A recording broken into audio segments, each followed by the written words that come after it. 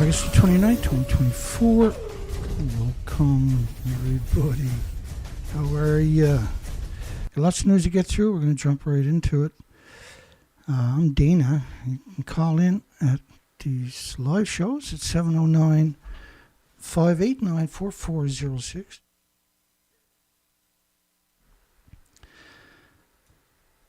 That's 589-4406. Mic check.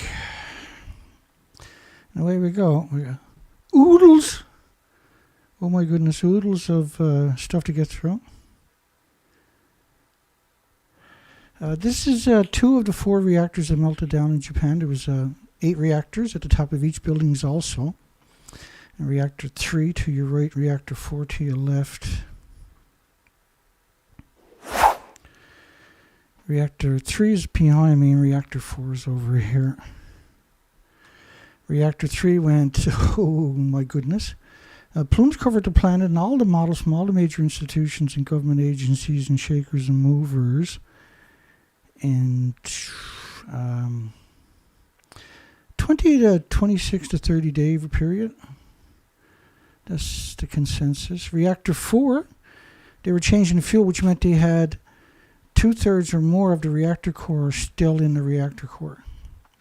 And at the top of the buildings are 2 fuel pools with at least 4 reactor cores in each one because they don't have a repository. But apparently the sites can hold 3,450 assemblies and the fuel pools is normal.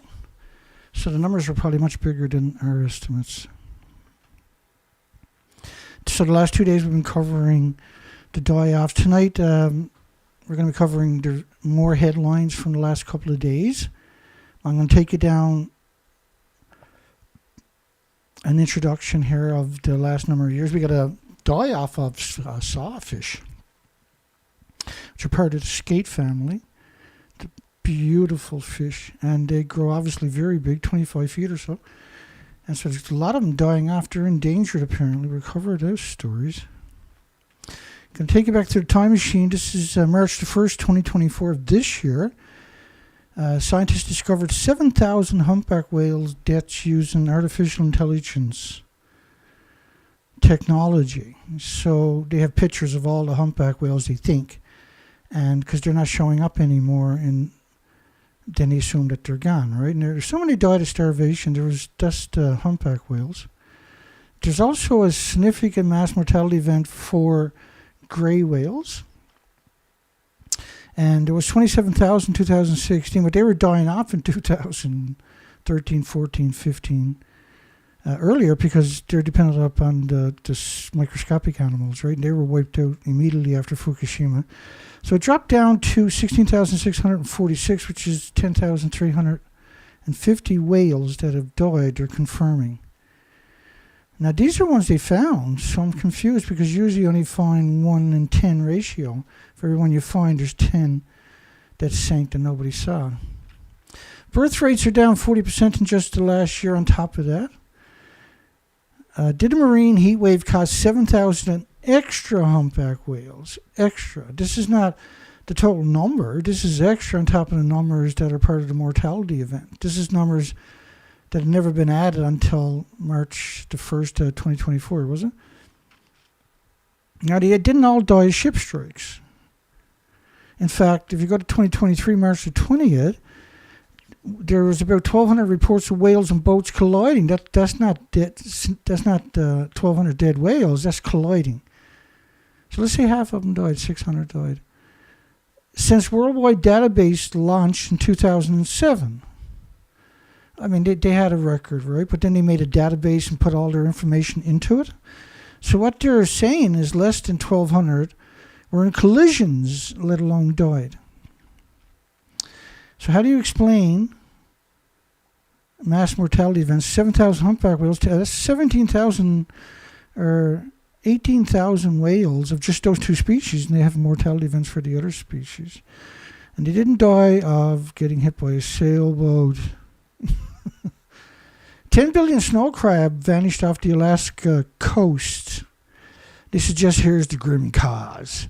Long before anybody knows what the cause is, except for people that are honest. because the radiation settles to the ocean floor, right? And this is so crazy.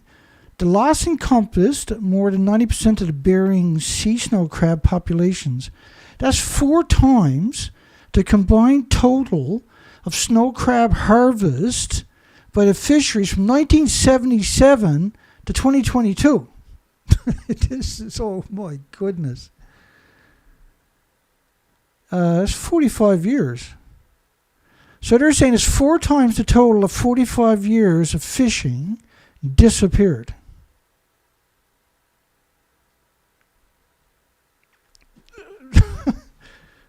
It's an extinction event every direction you're looking in, right? And then they have the Arrogans to come out and suggest they know why the crabs are missing, but everybody acknowledges they don't know why the crabs are missing. Mass die-offs could become more common in the future. These people are crazy to write these stories. So they're suggesting a marine heat wave drove the mass die-off, and they're trying to blame that basically worldwide, or they will anyway, because this is what we're seeing worldwide. And all of this madness we're seeing post-Fukushima, not pre-Fukushima. And we're seeing it in all the species, and none of the species have ever had these types of mortality events pre-Fukushima. These heat waves didn't, you go look, you won't see heat waves pre-Fukushima. For the oceans, for instance, right? Or, like the temperatures we're seeing now caused by killing the cycle in the ocean, by killing the phytoplankton, the basis of the food chain, the basis of the oxygen chain, the basis of the carbon sequestration chain. The growing prevalence of marine heat wave, a consequence of human-induced climate change. Again, they don't put any science behind it, they just give you this garbage can diagnosis. But climate change is real. It's real, it's caused by radioactive fallout, and there's no problem to explain that. And while you're waiting, that's not it. Consider clicking a few things. Just amuse yourself. Just click them. What the hell with it? They probably won't work. Because the nuclear industry has compromised all species now. Idiots. And they knew this was going to happen. They knew the adverse effects from radiation fallout. Back in the day, this is why they went to Marshall Islands. This is why the French went to the French Polynesian Islands. This is why the British went to Australia. This is why they went to Christmas Island, the British, because they didn't want to contaminate their own country, because they knew it was going to contaminate their own country. And my goodness, it contaminates forever and in a large way, right? It's a curse. And it's the wrong technology, right? They admit that. Now, fusion is the right technology. Now, even fusion is a disaster. Don't get me wrong. Don't worry about it. I'm going to make some sense here at some point. So everybody around the world is being poisoned by this monster known as nuclear. That's one of the little lapdogs. That's Yoshida Machado right there. Calm down, Charlie. Don't forget to give us a big shovey down in the bigger buttons. Consider chopping the video up and putting little chunks out on different social networking sites. You don't have to use my name. You don't have to use the name of Fukushima or anything like that. Just put it in like, this is interesting. Put out like a 10-minute, 5-minute, 2-minute, 1 minute. And remember that your children, don't poison them with Spider-Man. Don't poison them with the Hulk. Don't poison them with Superman and whatever that creature is, or this one, or that one, or the next one. Don't poison with these fake superheroes, because you're displacing the parents, you're displacing the grandparents, you're displacing your aunts and uncles, the real heroes in their lives. These fuckers are not going to do anything. You need Guitar Hero. So they diluted the whole concept of a hero in a child's eye. Guitar Hero and GoPro Hero. And just remember, in the old days, we dealt with a problem. We didn't let it fester. We went right after it. And not that long ago, we dealt with the problem right away. End the problem. See? No more problem. Problem gone. Those days are coming back, I would imagine. The growing prevalence of heat waves. I mean, the heat wave is the radiation plume covering the entire planet. That's the heat wave. Let me explain that to you. Let me explain what climate change actually is, because this is really simple. It's been going on for about 80 years. And we're almost ready. Yeah, I'm ready. We got so much information to get through. I'm going to be covering around 1,100 kilometers starting tomorrow. And we're going to cover a huge chunk. We're going to be visiting I'm going to be visiting a couple of puffin colonies. See if they have any chicklets. I know the fledglings all failed last year. And they laid their eggs twice in the 1 year. And the colonies failed all the way up to Nova Scotia and New Brunswick. It was a total flop. All the way up until November, they were sitting on eggs that didn't produce. Okay, so that's the ocean based on 6 years from the French Government Institute of Radiation. But remember, the plumes covered the planet typically in 20, 30 days. That one's 20 days from TEPCO's numbers. They're all TEPCO's numbers. So they're not the official numbers, obviously, right? Neptunium-230, because they won't emit number 4 and number 3 are gone, or the fuel pools, for instance. So this is Neptunium-239 dispersal after 20 days covering the whole planet. This is Xenon-133 covering half the planet in 19 days, or 20 days. The French model is the right model, and the good institutions will use the French government's model, which is this model. This model is based on 31 days or 16 days. Now, this one is 16 days. Of cesium-137 at 10 million atoms per cubic meter of air. So there's no birds escape this, there's no insects escape this, no bacteria, no fungus escape this. And they gather it up, by the way, and become very toxic to the ecosystem. It pulses energy 600 feet, but you're talking about an invisible snowstorm, so you have these gamma rays overlapping each other, and they're hitting betas and alphas, neutrons, and they're creating X-rays. But on top of that, they don't mingle. They hit each other and they change direction, and they're pulsing almost at the speed of light. So you have two beams of energy almost at the speed of light, and say there's birds nest there or insects or whatever trying to, female spiders, whatever. It destroys everything and their ability to have any more if it don't destroy them directly. And the spiders, of course, bioaccumulate 1,000% more than background because they liquefy the insects in that, right? So they bioaccumulate it another way, right? The vicious way. Because the insects are bioaccumulating it, then they're eating the bioaccumulators. Oh, he's a charmer. Look at this fella. Now, I got a lot of pictures to get through, so we better keep moving here. Our crabs in hot water. And so 90% of the Bering snow crab population is nearly 4 times the combined total snow crabs harvested by the fishery. So it's the total accumulation of 45 years of crab fishery disappeared. Nobody's seen that coming. And everybody's not willing to mention the word Fukushima in any of these stories. Fukushima, not allowed. So 18,000 whales just of humpbacks and gray whales. And the total number of ship strikes, not necessary deaths, but ship strikes was 1,200 in 2007. So are ships out there running whales down? Is that what's going on? No. Starvation causes we're seeing this in all species. So I'm just trying to lay a foundation. So in the middle of 2022, there was alleged avian influenza. It was killing everything. Foxes, beavers, and just killing everything, right? Every animal, everything was dying. And there was a big die-off of shearwaters. There was a big die-off of gannets. And gannets are the one that are up thousands of feet and then dive straight down with white and black. Very spectacular looking when you see them doing it. You see thousands of them just diving straight down at high speed, completely streamlined. But anyway, there was this big die-off, and all the samples were going to the same laboratories, government laboratories. But this one community, which is a big community, done their own test, and they didn't find avian influenza. Here's what it was. The large number of dead birds, and this is in the middle of an avian influenza so-called pandemic. And you had them all dressing up in their paper suits and everything else. But dead seabirds found in the middle of this pile of same birds dying didn't have avian influenza. They had starved to death. Have been confirmed to have died of starvation. So this is so important.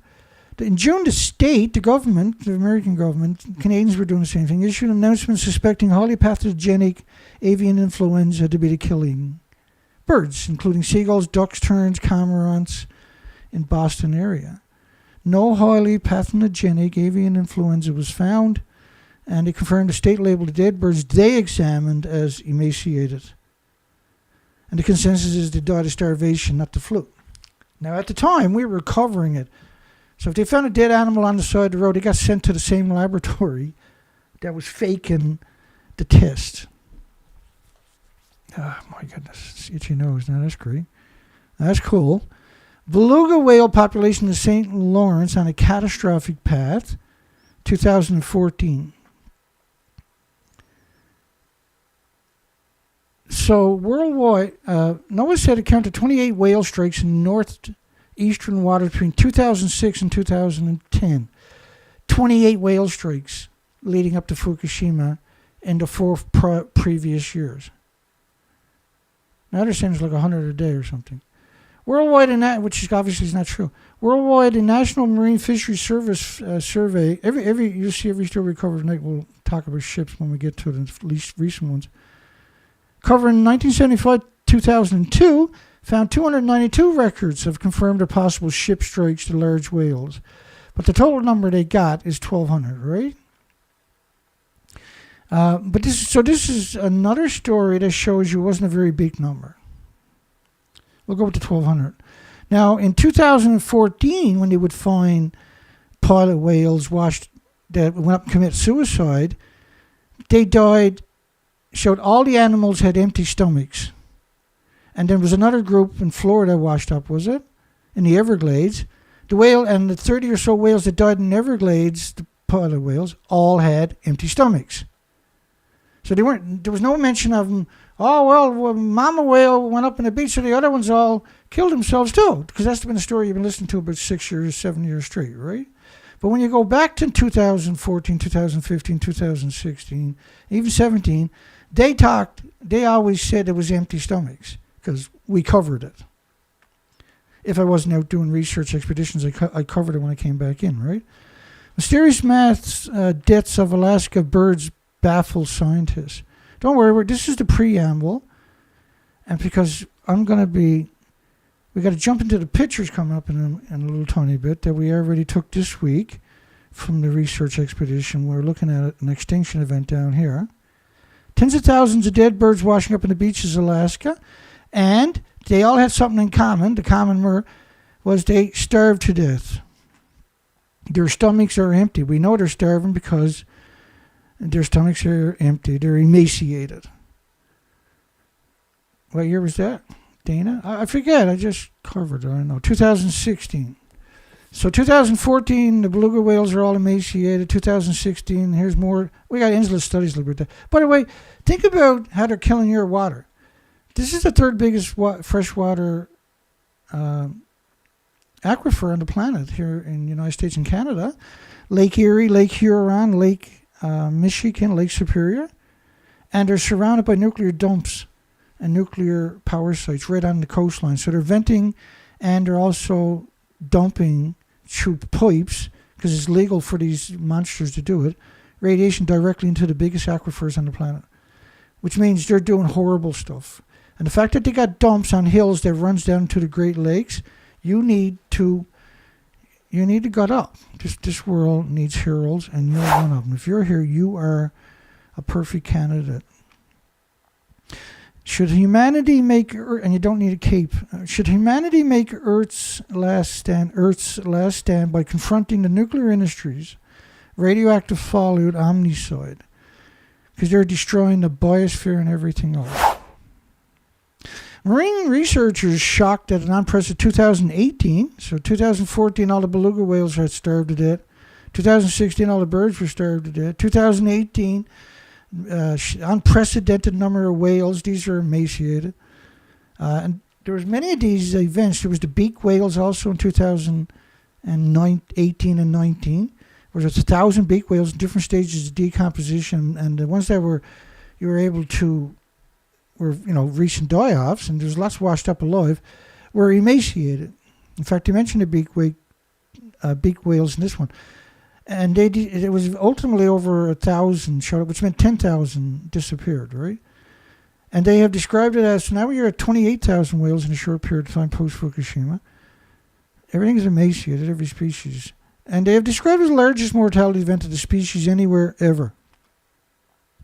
No less than 81 deep-sea animals, predominantly culvert beak whales, which they've never seen because they're deep-water whales, right? It's very unusual to see them, let alone on the coastlines. And washed up in various stages of decomposition on beaches and coastlines in the United Kingdom. The degenerate marine animal stranding scheme, I hate these people, every one of them too. I disrespect them, I should say. Usually records fewer than 3 deaths of the species a year. Well, that's because it's post-Fukushima 2018. But pre-Fukushima, you weren't recording 3 species washing up every year. It simply didn't. Very rare for a species to wash up because we had lots of birds and lots of creatures to eat the carcass.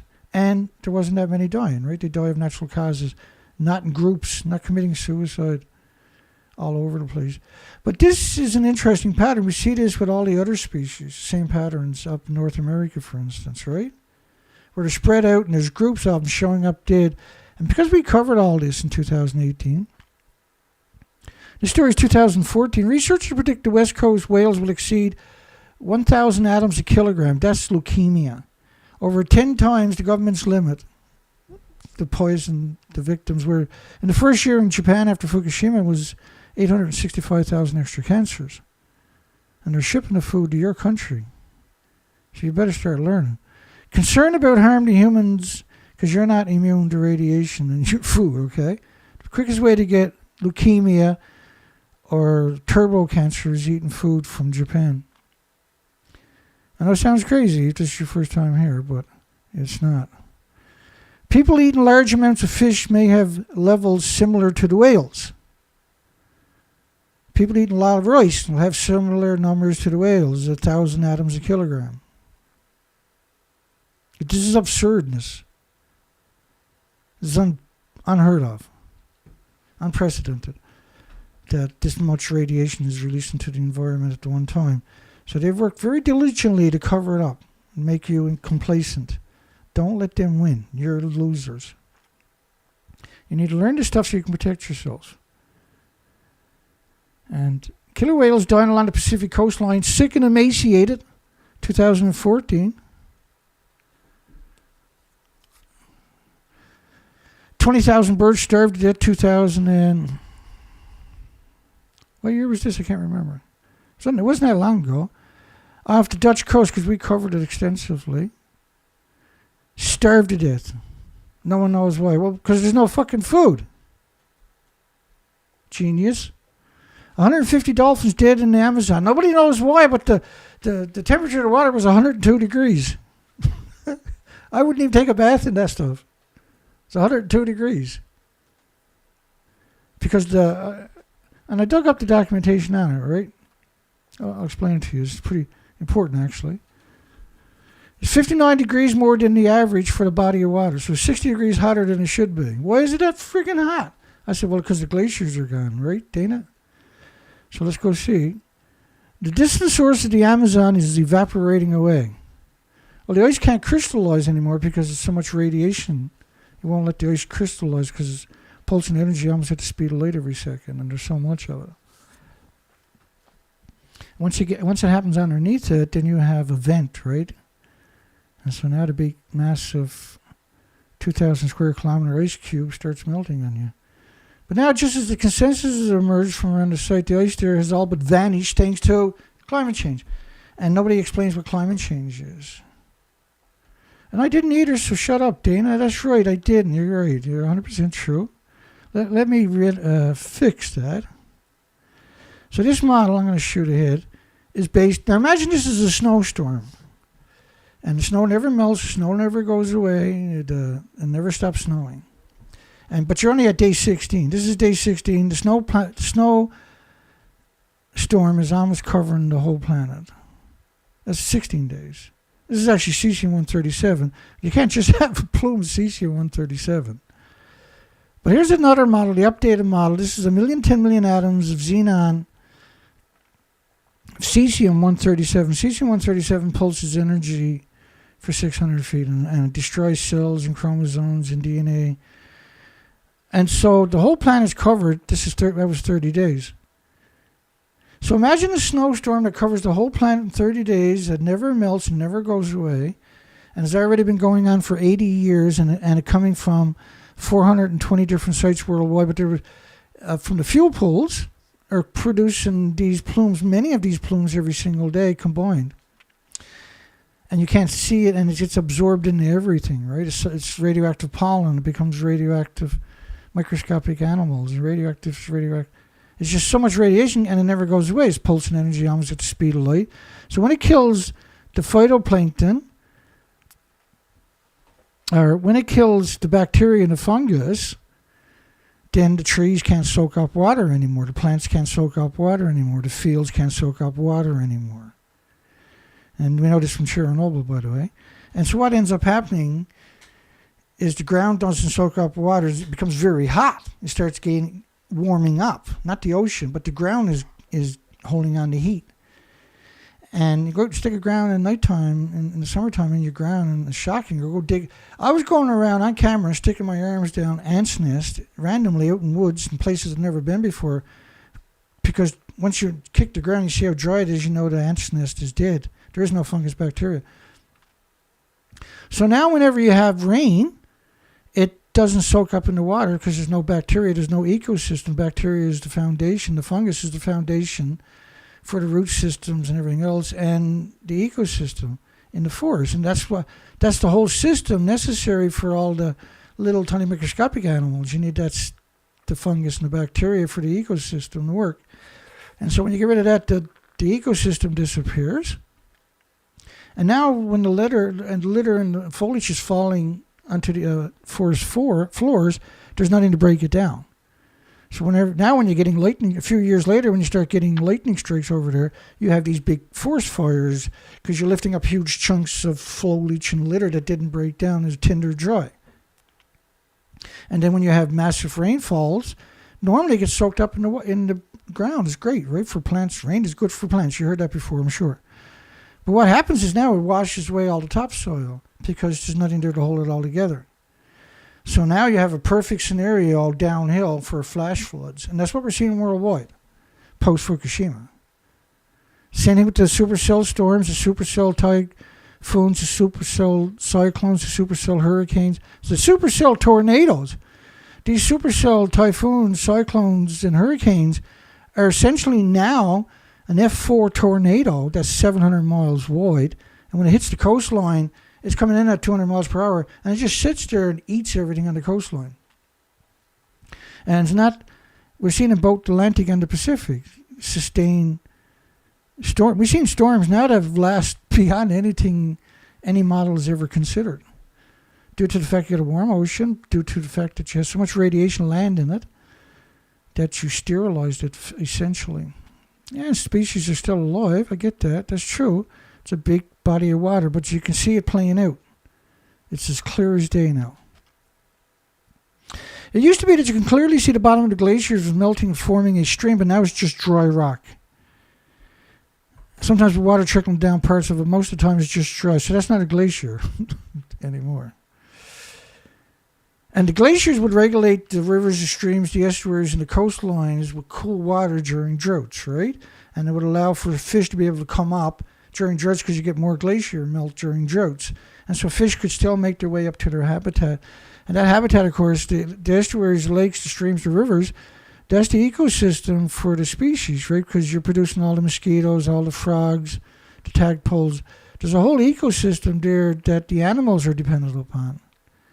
And that once that temperature rises up because you haven't got the cold water coming down, it doesn't take but a few years for it to start to manifest everywhere else.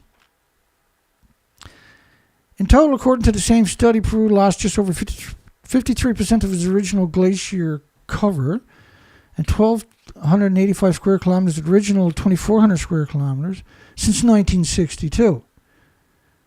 It's 61 years.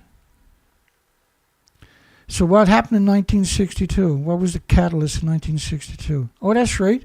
Relentless nuclear atmospheric testing. And even the stuff they were doing underground was all vented. You know, the underground, when they done the underground nuclear test, it changed the structure of the water for 1,800 miles circumference around that nuclear test. And structured water, you'll see the plants will grow 30% quicker, with 30% more foliage, 30% more fruit. So the cycle is really fast and is much more robust. But when you change the structure of the water, you lose in 4 or 5 months because the plant doesn't perform. So nuclear weapons testing was massive back in the 62s. Look at that, what a coincidence. In 61 and 50s. And so in the early 70s, that's when the cancer epidemic first started showing up after a decade and a half of nuclear testing. And the reason they went to the Christmas Islands and the Marshall Islands, which is still 1 million square kilometers, too radioactive to be habitable, this industry has no right to exist. So you had all these nuclear tests in the 50s and 60s, and 40s included. And so by the 60s, it started to manifest. And the reason this is important is because that's 1962 is a period roughly equivalent to when the industrial greenhouse gas emissions first began ramping up. And which they're saying is CO2. Without CO2, you can't have plants, trees, animals, or anything else. But the other one was the anthropogenic man-made isotopes. And because like the Soviet Union set off one bomb was equal to 3,800 Nagasaki bombs going off at one time. So this is an absurd amount of radiation released into the ecosystem. It's absurd under any standard we can comprehend. But because it was kept secret for so long, and most people just mentioned it in the context of it was a 50 megaton weapon, the other side of that story was the radioactive fallout. We can trace the decline of the species probably to after the second year of nuclear testing. Such an important statement that 1962 was a period roughly equivalent to when the industrial greenhouse gas emissions first start getting noticed. So they first start getting noticed after a decade of nuclear testing. Did they? Wow, that's quite interesting.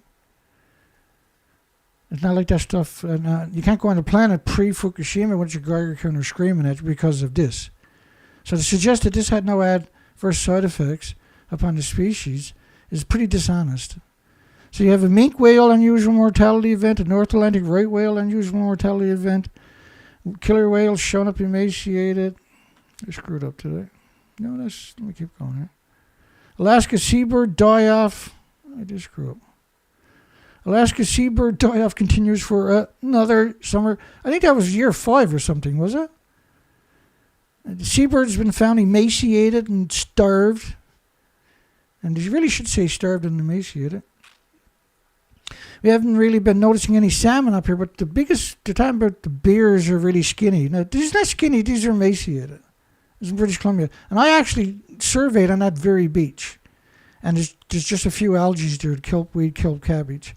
But there's none of the typical stuff. But what the bears do is they mostly eat berries. They eat 200,000 berries a day during their peak. And they eat these are grizzly bears, by the way. They eat not antelope.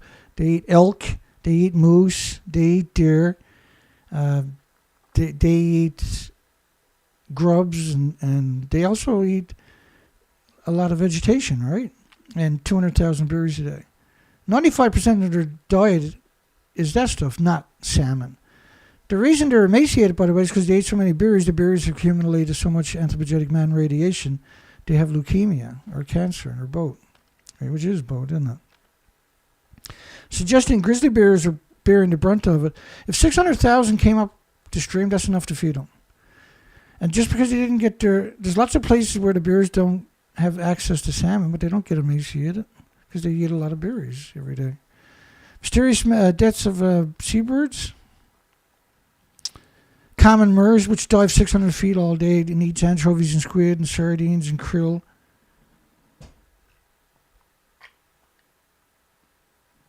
I got 2 glasses of water tonight. Basically, big chunks of ice filled up with ice in the fridge. Then I throw a couple of ice cubes to fill up the gap, pour in some distilled water. which has already been frozen. Biologists have examined the birds. They say appeared emaciated. We know they're starving because their stomachs didn't appear emaciated. They are emaciated. I already covered that. Alaska adds krill and mussels to the list of unusual marine deaths. Now, I've done the whole coastline for 6 years, 4 to 5 months a year. There is no mussels. Baby mussels here and there maybe, but there's no mussels or anything else. 10th sperm whale dies after a single stranding. That's insane. But we see multiple single strandings like that and never seen anything like it pre-Fukushima. And in November 3rd, 2018, whales won't stop killing themselves in New Zealand. And this all started post-Fukushima, this mass die-off. And when you look at these whales, notice they always show the pictures from the tail on, but you can see the indentation by their spines. That don't belong there, because that's usually all blubber, right? And if you can see their heads, what you'll see is they have peanut heads, because they're emaciated. And when all these whales are washing up, remember in 2014, I showed you earlier, they would report on them whether their stomach was full or not, because they were finding them with empty stomachs, so they were reporting on it. 600 pilot, when we covered all of these, humpback whales, there were 700 extra ones on top of that. We covered that starvation. And then the last one before we jump into the news cycle, I think, it's probably the last one. So we're through the preamble. It took 37 minutes. You need a foundation to tell these stories, unfortunately. Explosion of sea lion deaths in Peru among the bird flu outbreak. Explosion of dead sea lions. And so in the story, what they do is they show you two different pictures of sea lions. And these are not bird flu. These are the most emaciated birds, sea lions I've ever seen. And I swam with them every day for 14 years. And so these, due to the virus, here's another picture. And when you look at it, it's the most emaciated animal I've ever seen, let alone a sea lion. And these are sea bears. These are bears. They can take a seal and kill it and eat it, right? They can eat birds, and there's supposed to be all kinds of, there's no way for them to starve to death. So they got cancer from bioaccumulation or radiation. That's quite interesting to suggest that is bird flu, right? They conflate bird flu outbreak, so that when a person sees an emaciated whale down there, they think it's the bird flu. It's a scumbag, media are scumbags of the worst caliber, too. 8 dead sperm whales found somewhere else on a German beach. 6 dead sperm whales found on another beach, all rare. 2 more dead sperm whales. By the way, they all showed up, they were emaciated. You see the peanut head? Official reveals suspect the cause of death for 2 whales floating off the coastline. Blunt and sharp force trauma consistent with a vessel strike. But it's not, is it? Because there's only been 1,200 up to 2007. So how is it every whale now is dying from a ship strike? Okay, so last night's show, which was this picture, was 2 hours, 9 minutes, 56 seconds. 33 thumbs up, 65 views. Total scam. 11 hours later, still 2 hours, 9 minutes, 56 seconds. And 46 thumbs up. 14 hours later, it's 2 hours, 10 minutes, 11 seconds. So it went from 256 at 4 seconds on, and 11. That's 15 seconds. My video is 15 seconds longer. And last night's video, 12 hours later. This happens at the 12-hour point. And then the comments will show up too, right? After 12 hours. But up to 12 hours, the comments won't show up. There's all kinds of weird things besides that. And so, in 19 hours, only 163 views. So literally no views in that period. And I had 50 thumbs up. All right, here we go. Let's get up. So this year has been dead. Where have all the Britain's insects gone? And we're getting the same kind of stories here for North America. Haven't done the poll, have I? I did the poll, though, didn't I? Yeah, I did once. Should humanity make Earth's last stand by confronting the nuclear industry's radioactive fallout omnicide? Really? I only got 16 votes in this period? Really? When the show was almost started, I only had 3 thumbs up, right? I know I've been only doing the show for a decade, but you think I do a bit better? Particularly because I'm so honest. Which is a curse if you're talking about nuclear. Where have all the British insects gone? Survey suggests that the wet weather habitat deterioration are among the causes of the devastation population declines. Wet weather, folks. Surveys and habitat deterioration. I'll show you my surveys that I've done on Sunday, or Friday and Sunday. We haven't got to Sunday yet. Butterfly. And we played videos of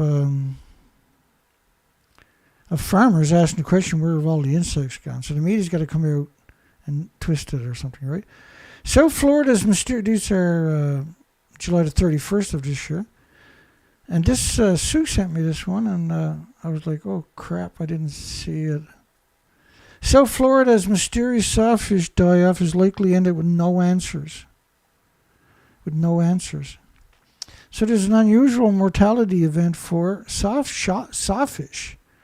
And they're dying of the spins. A mysterious outbreak. 54 dead endangered sawfish appear to be largely over, state scientists said.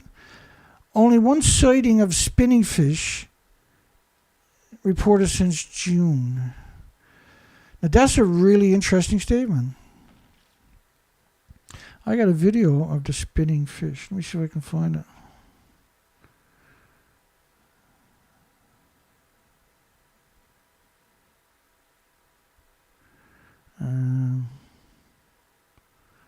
I might never find that because you know what kind of pack rat I actually am.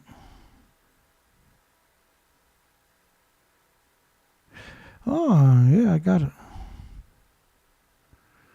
The shimmering blue waters of the Florida Keys. Here we go.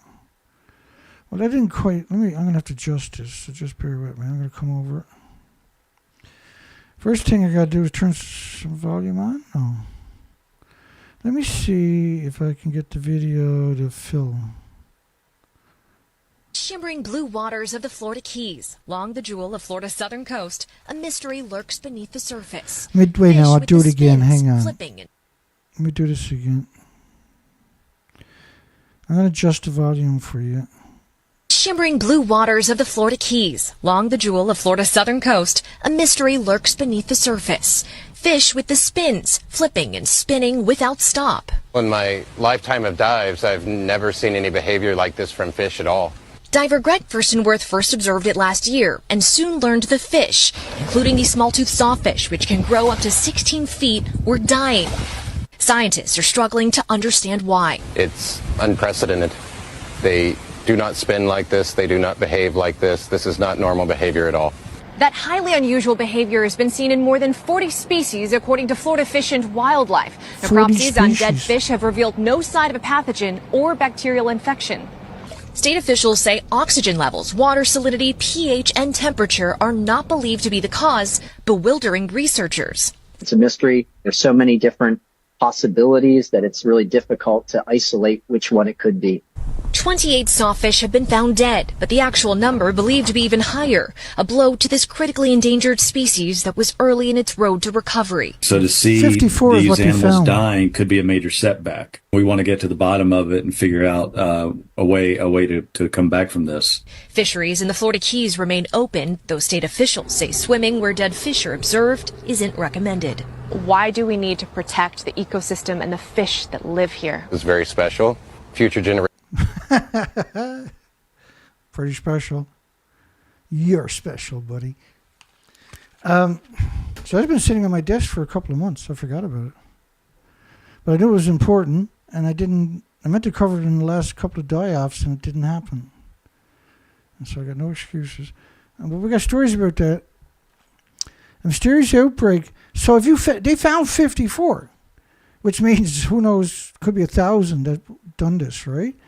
But they were talking about over 40 species were doing this routine. Now, I got about 14,000 hours underwater as a commercial diver. I've never seen nothing like that. I've worked with experienced divers that done it for decades commercially. Like we stay on the ocean for 100 days at a time. There's all kinds of crews coming and going, and I ran fleets, right? And so I knew I was a shaker mover. I knew everybody, and so if I didn't hear of it, it wasn't going on because I was running the fleets. 54 dead and dangerous sawfish appear to be largely over. Yeah, because they all died or something, is it? That's what happens when they're all gone. It's over. State scientist says. This is the Fukushima effect, isn't it? Because like the radioactive fallout comes into your coastlines, especially off Florida, where we know the pollution, the anthropogenic man-made pollution from the industries was added into the pollution indexes. Right, we're added onto it for several months at a time. Right, they expected it to lull over Florida and over California too, and so radiation would have had those same particular attributes.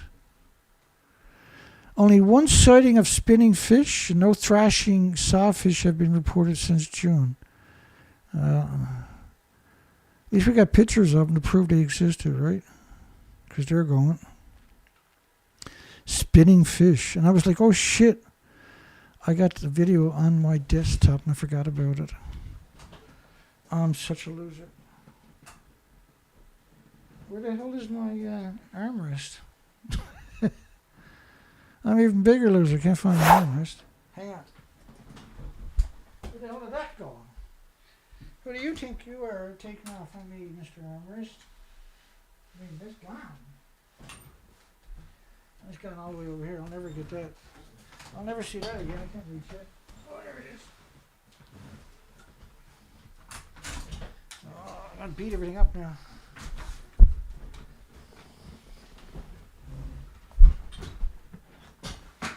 Hang on. I got a mess made. All right. I think we're...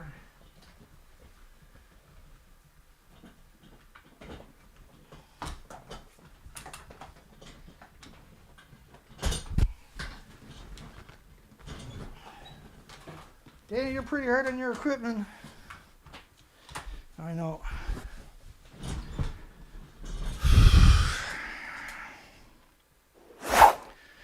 I guess fix me armrest. No person should be without an armrest. It's undignified. Well, I'm liking that.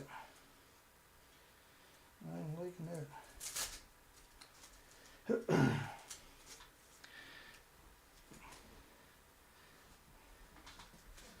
Uno Duno, one armrest repaired. Here we go.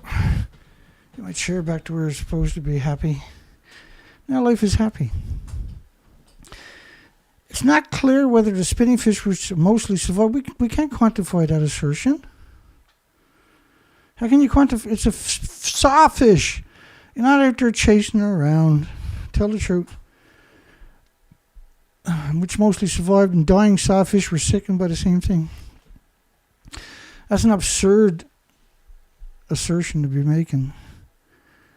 Like when I go down and dive, I don't know what the fish are doing later. I go down there, I'm there for 6 hours, and the fish don't come up and say, well, we'll see you tomorrow, Dan. We're going to go party over by the mermaid's hole, watch them bathe nudity. Just because it's occurring at the same time and place might not mean it's the same cause. That's true, though. I'll give you credit for that one, I suppose. Spinning fish were reported first spotted struggling in the water around the lower Keys in October last year. Is this going to start up again this October? And what happened last year? Was there an earthquake in that period where a lot of radiation got sent our way, I wonder? The fish included a wide variety of species from the tarpons and permits to the stingrays and mullets, suggesting whatever was making them sick was not what they ate, but the water where they swam. And they had tested the water. There was no domoic acids. Everything was normal. Oxygen levels were normal. By late January, the first dying sawfish appeared. Yeah, they all come visit you before they fucking die. That's what goes on.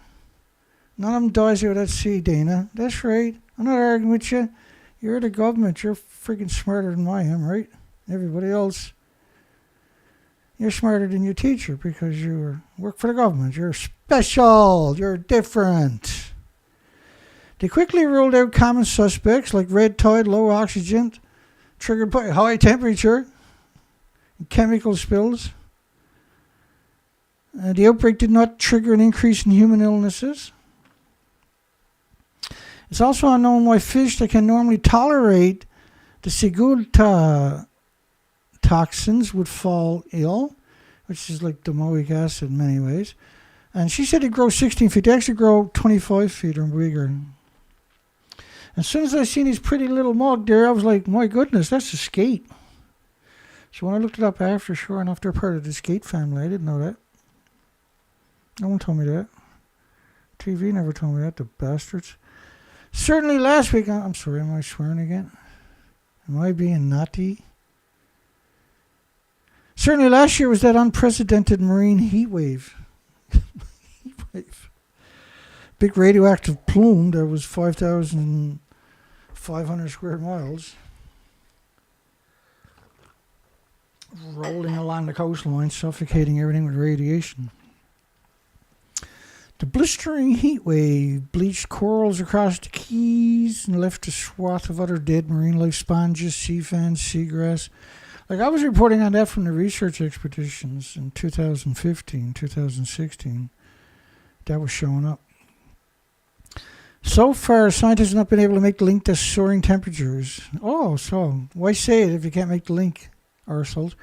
One gauge near shores in an enclosed bay topped 100 degrees. Well, that's a heat wave. That's not normal.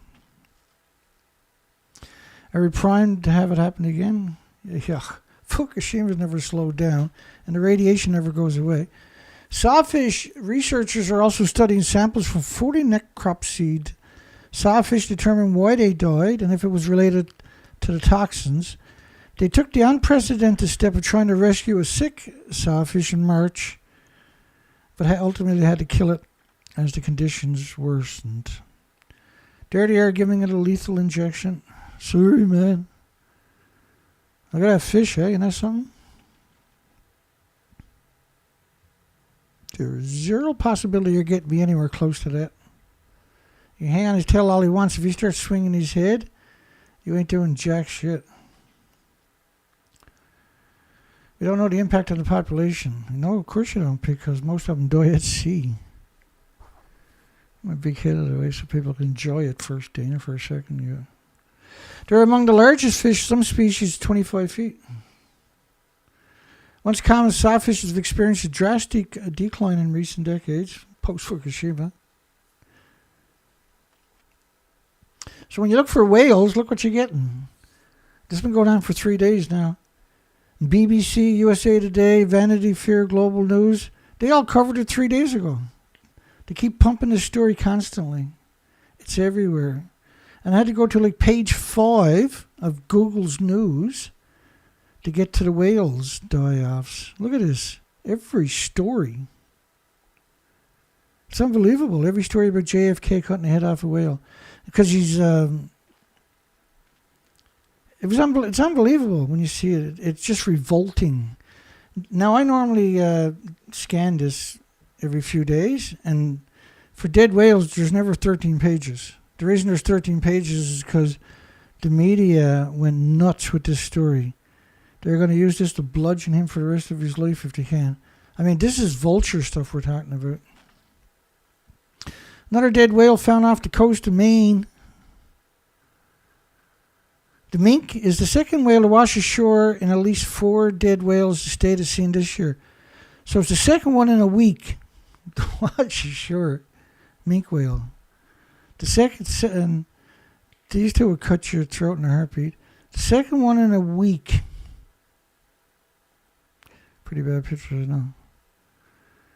Dead whale. This whale was clearly emaciated. Oh, crap. Hang on. Okay, so I got to jump over to pictures. Let me finish. Let me end up right there. How about that?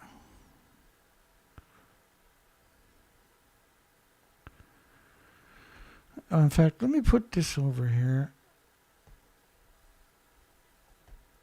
Some of them pictures bad quality, weren't they? From that particular site. It was their videos were so low quality. I was like, why put it on the internet, man? You can't even tell what's on it. Okay. Phew. So let me come over to the pictures. We left last night off on the weasel, right? The albino weasel. And that was from Friday.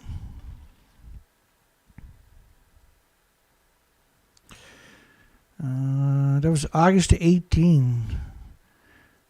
No, August the 23rd. And we covered around 1,100 pictures in the last 2 days. So once it gets down to the... Well, it doesn't matter. Let's put that up on the screen. Once we get down to the... We had 1,591 pictures from Friday, and we're at around 1,100, was it? We're at 5. It starts off at 5:45. So we've done Cavendish, done all these big bays. There's no migratory birds whatsoever. And what we're doing is a survey of the coastline looking for migratory birds. And over the next 2 days, I'm going to be doing around 1,100 kilometers, probably 1,200 kilometers when it's all said and done. Because I got a tendency to go down into the nooks and crannies too, right? That's the only way you can get down and get your pictures of the coastlines. And we're looking for birds. And there's supposed to be 427 species. And there's supposed to be 46 million migratory birds. Harpswell Light, is that where we've seen the albino mink on the wharf?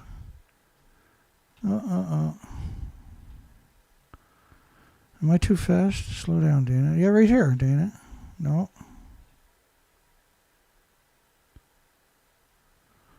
It was the next wharf, was it? Well, there it is, right here. The albino mink. And where was this to? This was in Heart's Delight, was it? I believe. Yeah, Heart's Desire. I'm sorry.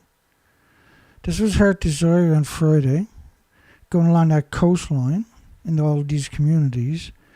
And you hit the bottom of the community and then you work your way to the outside of the bay, of the harbors. Now, this is open ocean once you get around the corner. And so last night we were at, I was taking shots just before I got in the vehicle. And I was saying, well, I don't see much fishing gear. So I'll shoot this stuff here. And this mink came right past me like it didn't even exist. And this gear is not bad, eh? I'm an expert in sewing these nets, fixing them properly, right? Or replacing everything.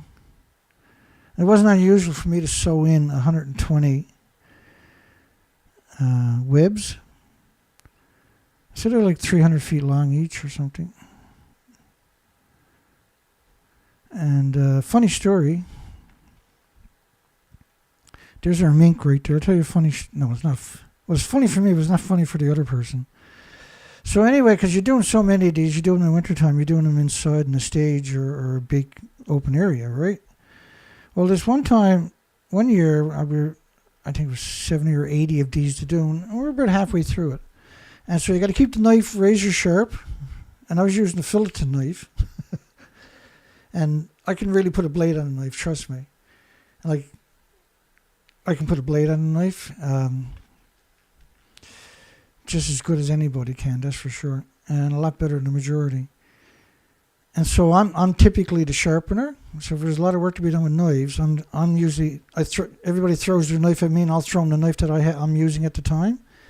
Because I'm the quickest, most proficient, put the best blade on it, right? So, but I had a bad habit of using a fillet knife, and they got really pointy tips.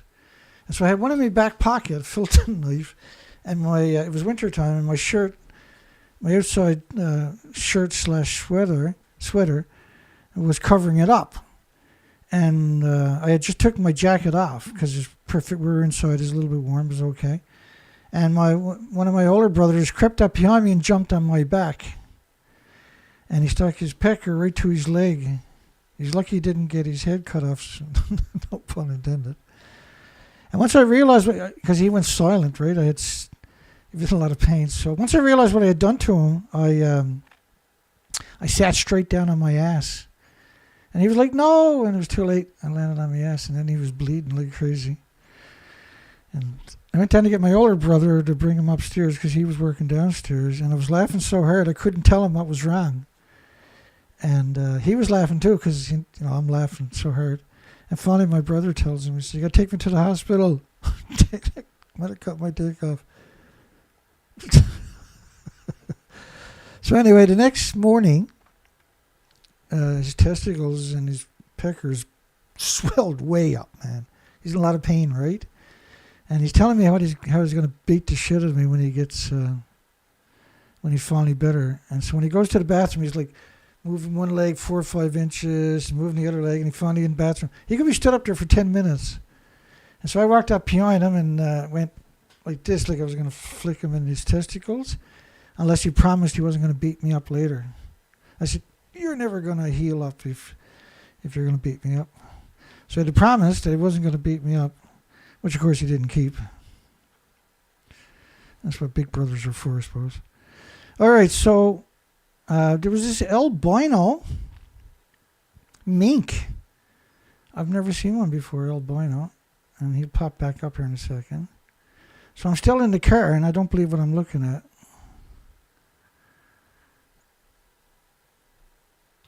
And get out of the car, and then out of the car again. I never had the door closed, and I spotted him. He was right behind me, right, when I was stood up there, taking pictures of the gillnets. And so this is where we left off yesterday. We might as well look at this beautiful animal again. I've never seen an albino mink before. I didn't look it up to see what the ratios were. But he wasn't nervous of me. And what I would do is every time he looked the other way, I'd step ahead 6 or 7 inches with 1 foot. And then when he looked again, then I would move my body ahead 6 or 7 inches. And I slowly got close to him. Because once I got a few pictures of him, I was happy, right? So now I said, can I get closer and get even better? He's looking at me, he's like, you're pathetic, man. You couldn't catch me. He's got all kinds of little caves there, all these rocks. He's looking for rats is what he's doing. And so he's a rat killer, that feller. If they're hanging out on the wharf, they're looking for rats. And rats love the wharf because fishermen bring a lot of stuff there and leave it there. But you wouldn't want to cross him, I can tell you that much. He's got a good set of teeth on that fella. Okay, so this was Heart's Desire. And we had already showed you the pictures. I'm going to move ahead now. I already showed you pictures of that coastline in Heart's Desire. We got more pictures coming up. But I took enough pictures to make sure I got at least one really nice picture. That's what all these pictures was about. And I did shoot a video, I'm pretty sure. So let's go see if I got a video, actually. Drum roll, please. Was Dana smart enough to get a video? Oh, I was smart enough. I think that might be it here, actually.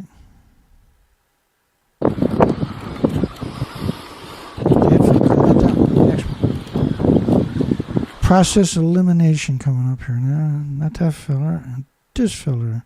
Well, I'll forward him. So one of those is the picture. That's not one. You can see him. That's not it. Let me check the sizes here. He's 58 megabytes. He's short. He's 150. It must have been this video.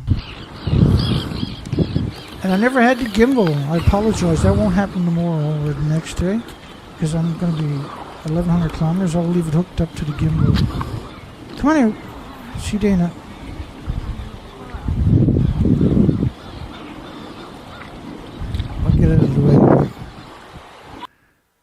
Oh. Well, that's not cool. I guess I never got a video of him, little bugger.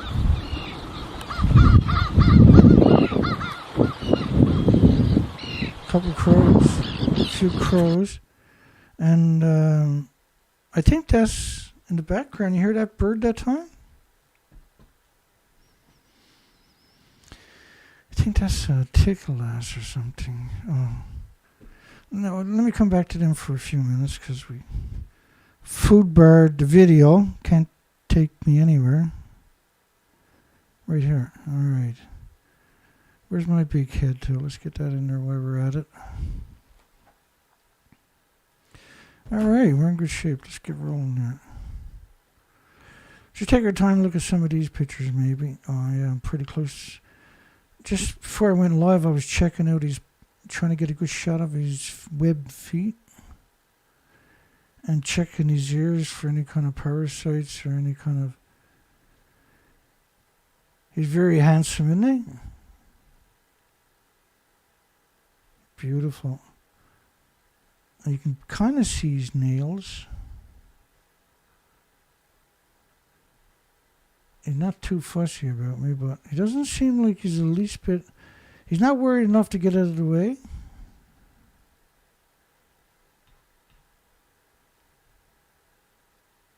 Beautiful, eh? But an albino at that. I got a foot fetish with albino minke whales. I know, I need help. There's a stud, this feller is white albino. All the other minks used to make fun at him, but now they're not, because he's party.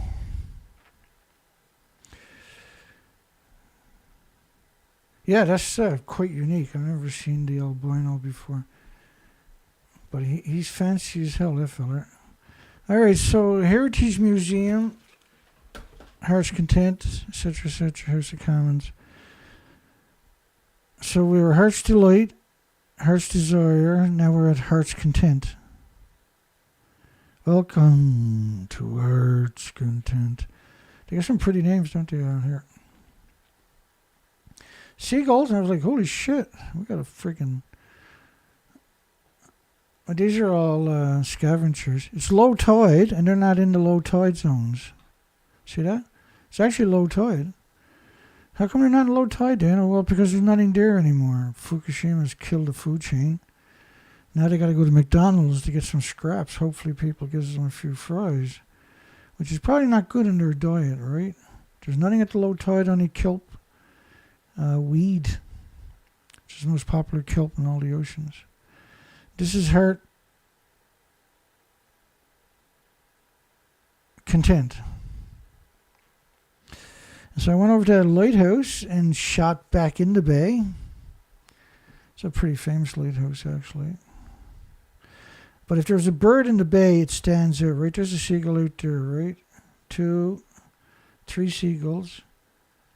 It's low tide and they're not feeding. You don't see any birds dying. They're not hanging over a spot on the ocean. They're not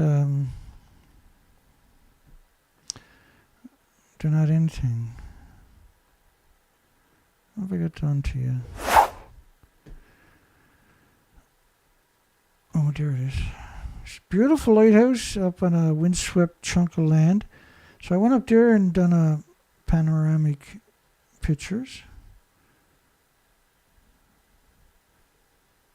That's where I was shooting. I wasn't at the lighthouse quite. I was in front of it. So I might as well shoot the bay. That's Heart's Content that we just showed you. Now, if there's any groups of birds, migratory birds, there's 46 million more migratory birds missing.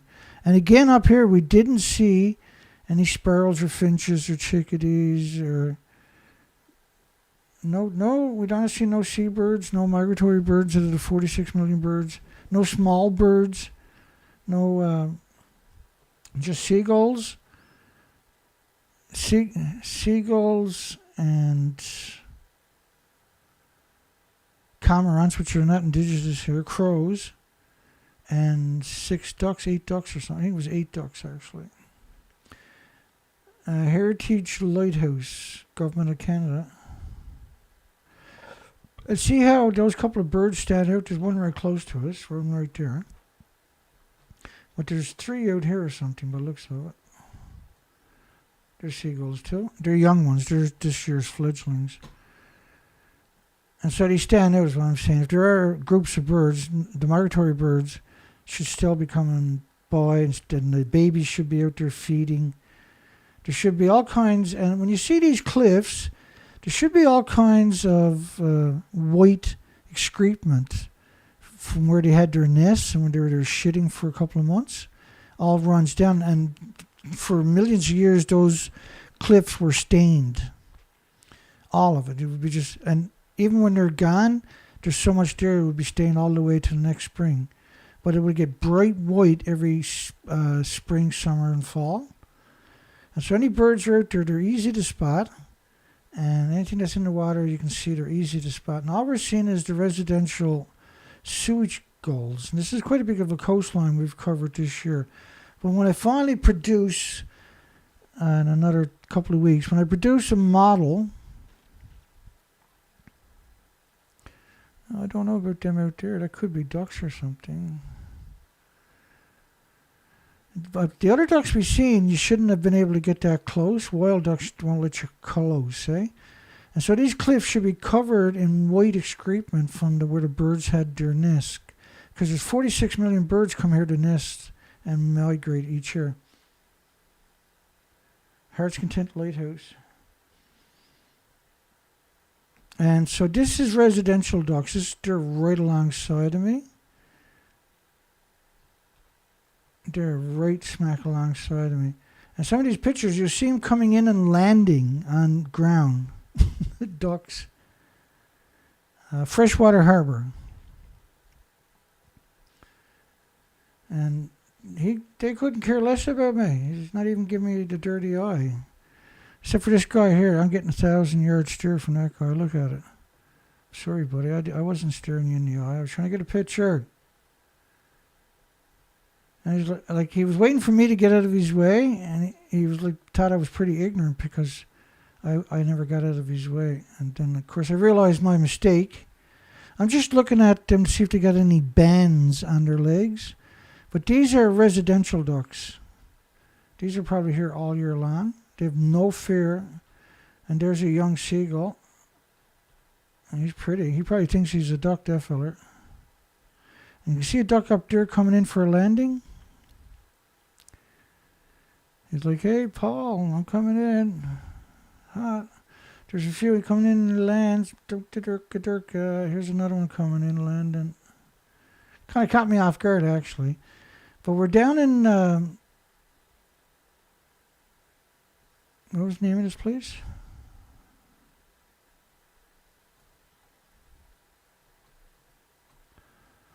Yeah, Freshwater Harbour.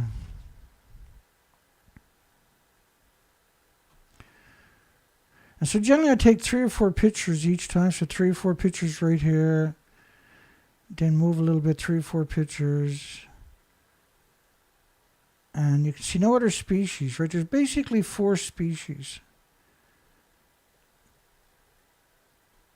And everything stands out really clean.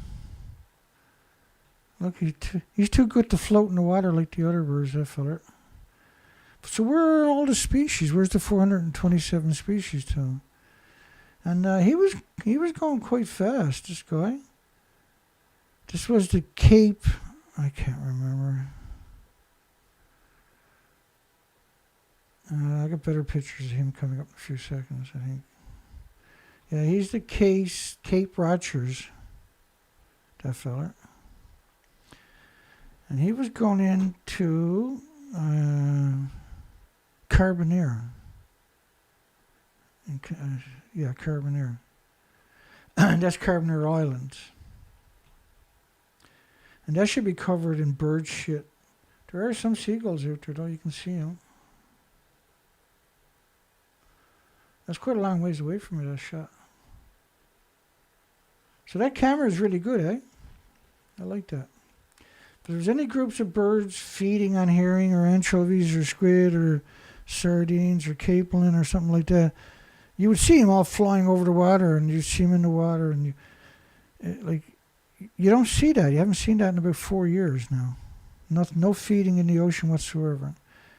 And all these rocks, there should be all kinds of crap on these rocks from birds raising their fledglings. Especially when you look at these places over here where there's no infrastructure whatsoever. These are legacy nesting grounds. So, 46 million birds don't just disappear and go somewhere else. Right? It's not a conspiracy they went somewhere else. And I'm not sure what that feller is, but I don't think he's a seagull. Well, hello there. Who are you? Notice how the bird stands out every time? Oh, that's it. That can't be it. We got to come back to this stuff anyway at some point. Well, I'm at 2176. Yeah, that's it. We're through all of them.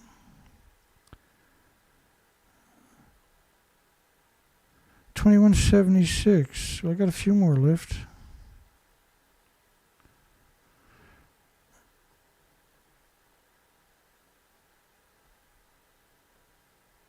Let me come back over. We only got 10 or 20 left to get through.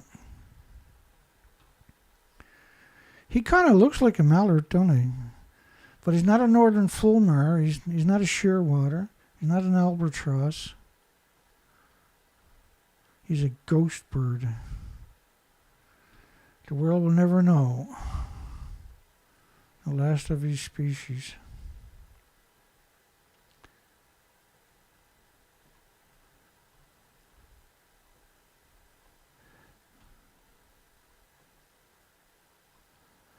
And so you see the cormorants, you can see the excrement on the rock right there. It stands out, right?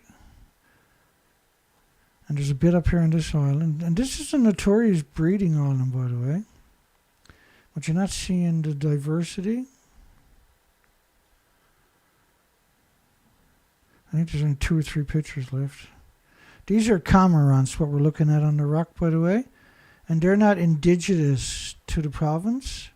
That's clearly a cormorant at that time. And they're the dominant species now.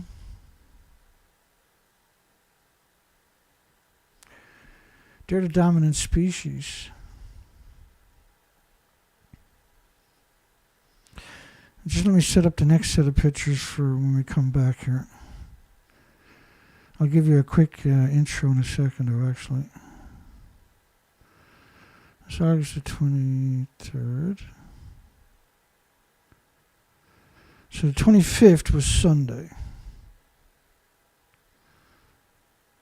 So Sunday, bloody Sunday.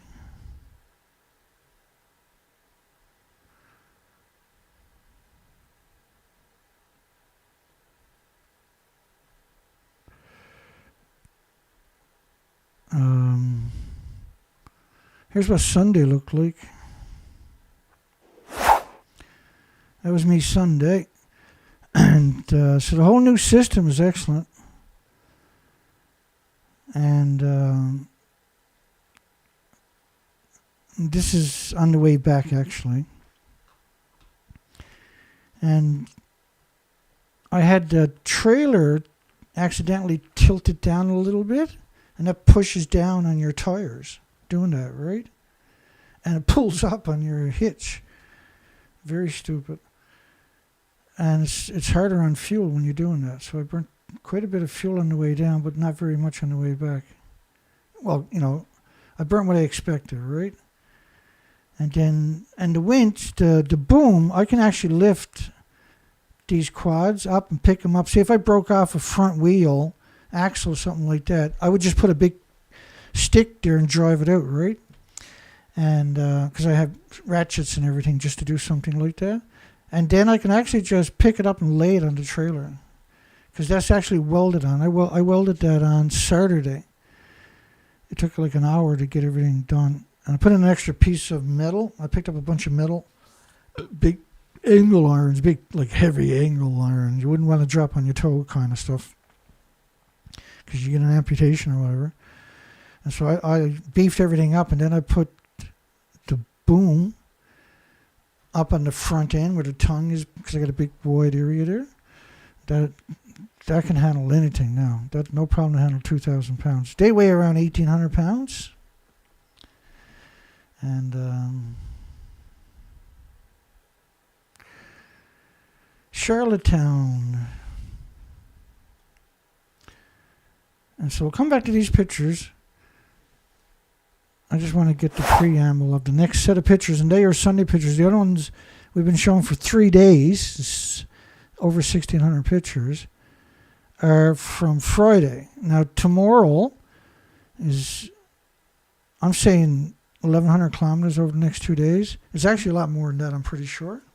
And I'm going to be doing the same thing, but I'm also looking for a couple of spots in Pacific.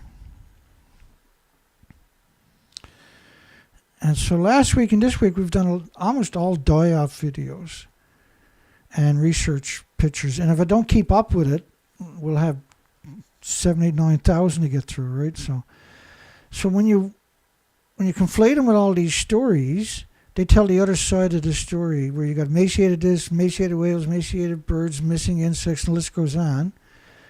And then you look at the current research now we're doing. This is recent stuff too, right? And let me just touch on the past stuff very quick, because if I don't put that in there, then people get confused of why I'm doing things the way I'm doing it, right? So we also done ocean voyages, where we cover one end of Canada to the other end of Canada to Alaska for 4 to 5 months at a time without coming home. And because we have a lot of documentation of the radioactive fallout. These are catastrophic numbers, by the way, we're talking about. We have the models worse from... than thought. Studies from last year indicate that radioactive water will contaminate the entire Pacific Ocean in just 6 years. Kim Min-ji reports. This graphic shows the gradual contamination of the Pacific Ocean due to leaks of radioactive water from the crippled Fukushima nuclear plant in Japan. The simulation, which was run by a German marine research institute, shows the entire Pacific waters being polluted by radioactive water in just 6 years. Okay, so over a 6-year period, now the radioactive fallout, we know that's the real deal. And the reason Fukushima radioactive fallout is global warming, it's 80 years now of emissions, but Fukushima was a big pulse event on top of that. And so these plumes you're looking at are based on 16 days. They never go away. And they're pulsing. It's an invisible plume snowstorm of radiation covering the whole planet. They're still hemorrhaging out of there. It never goes away. It's pulsing energy every second. And it's just not just one, it's not just iodine or cesium-137 or something like that. There's all kinds of isotopes in that plume. So there's 1 million atoms a square meter blanketing North America. Another study of 20 million particles, not atoms, but particles, physical particles of iodine-131 per liter, which would have been 10 times more iodine-132, 30 times more iodine-133, around 31 times more iodine-129 is the typical ratio. So you got the ratio of iodine-131, the ratio of iodine-129, which means the 132, 133 are going to be true. And they're 9 times more effective than the extremely effective iodine-131 at ionizing and radiating the thyroid glands of all the species. And so they're producing radioactive hormones. But when you're talking about these types of numbers and these types of isotopes, that's going to saturate the bones, the skeletons. These are going to saturate the thyroid glands. So you got permanent radioactive hormones and permanent stem cells, radioactive stem cells being produced in developing species in the embryos and everything else. And so what we done was 6 years of research expeditions. And what we discovered was basically sterilization. And I'll be bringing that drone with me tomorrow, by the way. And Everything will be on the gimbal tomorrow. I apologize. And I'll have the airborne drone that was shooting that. And we're not doing this because it's fun. We're doing this because this happened. There's no fun in what I'm doing, trust me. There's nothing there to have fun with. You're not going there to enjoy the scenery because it's wiped out. But what we do is document it, right? So this is the model of the Xenon 133 or Krypton 85, the Norwegian Institute of Air Research. And what we discovered was the species to your left are exterminated. So this is why we went back for 5 more years to see if they've recovered. So the species to the right are my pictures, and to your left is what it's supposed to be, what it looked like in 2011. Right, the pictures to the left is what 2011 would have looked like. The whole coast, everywhere you went. It was this beautiful, amazing, incredible, unimaginable diversity. So after going back for 5 more years to quantify the long-term impact of the radioactive fallout, because a lot of the radioactive fallout washes down the mountains to the tidal zones. Rain, typically, that don't get caught up somewhere else will end up in the tidal zones, right? And they're exposed twice a day, so they got unimaginable doses. This is a Neptunium-239 dispersal. And so these species, to go there now and there's no shells, not even shells, is unbelievable. All right, it's really unbelievable because there's so many different species. There's such a big, incredible diversity, and going back year after year, not being able to find an oasis. And so now, currently, we're doing research on the East Coast, and the nuclear industry is not worth these species. We can't live without the species. We can't live without the insects. Let me come back to the stories now. That's what I mean, right? This is a very complicated show, and I've been working diligently to get ready to take off tomorrow because, that's going to be a nightmare, what I'm trying to pull off for the next couple of days, because that's the best weather we got is the next couple of days. And if I don't do it now, I'll regret it because we're going to have sunshine. That's going to be your best pictures, right? Okay, I'm almost back where I left off. Is that where I left off? Something like that? No. Oh, I know. I left off here. Right, so curium at the top of your screen, the curium isotopes, that's the biggest byproduct of the radiated fuel rod. So those plumes would have been very rich in the curium isotopes. And curium isotopes, you need lead shielding 20 times thicker than you do for the plutonium isotopes. And americium isotopes decay to plutonium isotopes, all of them. Isotopes of cesium, of course, the 137 was this model over there, is 1 million to 10 million atoms per cubic meter of air. That never goes away. That never turns into fairy dust. That never becomes inert or harmless or innocuous or benign. That's here long after the human experience. And this is why you're seeing all the emaciated whales. And the only thing you're seeing on the shoreline, 61-foot fin whale. Now this is an older decomposing whale, but clearly his tail, when you look at it, this is not ship strikes, and they acknowledge that in the story I'll show you. This is shark bites or something. And one of them makes an incredibly stupid statement. And seagulls are not going to do much damage to a whale carcass. Fin whales often swim in deep water, and that's the only species there was seagulls, like we see everywhere else. Fin whales often swim in deep water, which are the garbage can of the planet, or seagulls, right? Often swim in deep water, most vulnerable to ship strikes. Notice how they invoke the word ship strikes? But you keep reading. Large bites were taken out of the whale, which offer a clue to the cause of death, says California State Parks Chief Ranger Eric. I mean, really? You think something was out there and ate the whales and that's why they died? How come they didn't eat the whale? When you look at the pictures, there's nothing there to quantify that they were eaten, right? There's that little spot there. But to promote the word ship strikes. But a scavenger may have taken a bite of the whale after it died. He says, so why would you throw, right, 2 turds in a punch bowl just like that? There were no propeller marks on the whales. Oh, I love this one coming up. Stay back, nothing's good to happen if you get too close to the whale. Like, these are the stupidest people you'll ever come across. Or the most unconscionable. BBC, dead whale washes shore on a beach.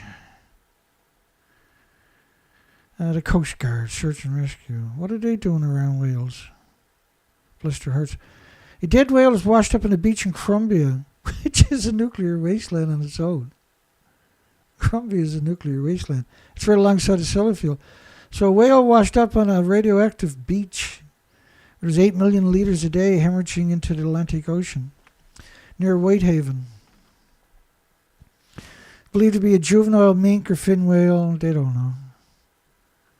And this is one of the stupidest people I've read in that short time frame. There's so many of them you can't keep up. Marine biologist Sarah Neill, who works at the Kendal College, said the sightings like that are common, Dana.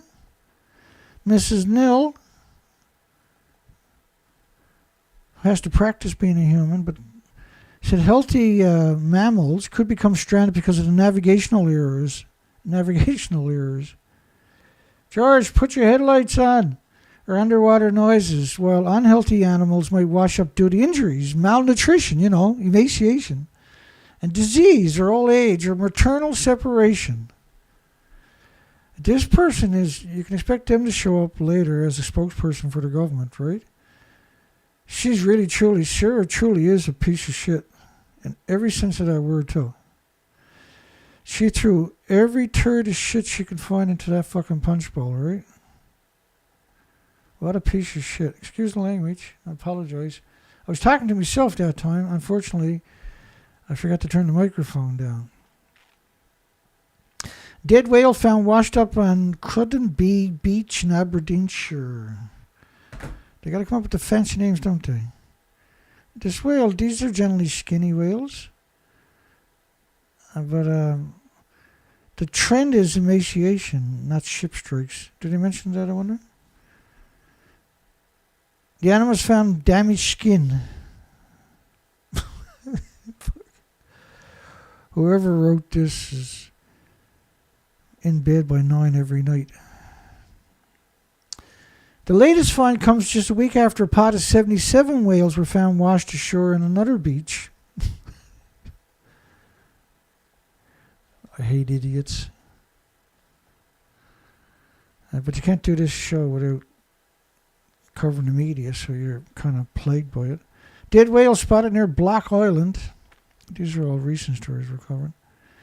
He said it's a hazard to navigation. So dead whales can be hit by ships, you say? Really? That's fascinating.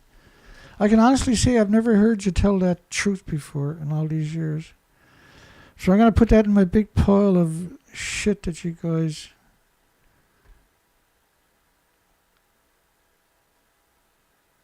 So hopefully I can find that again someday.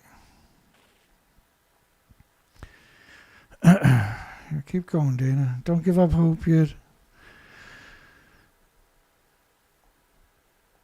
And remember, like, Fukushima was so big, it was so massive, there's so much emissions, they actually picked up 30 million one-ton bags, which is 5 rows of one-ton pickup trucks wrapped right around the planet. And while you're looking for whales, you get more. There was a lot more of these. I didn't put them all there. Well, that's a great picture, eh? Of a shark.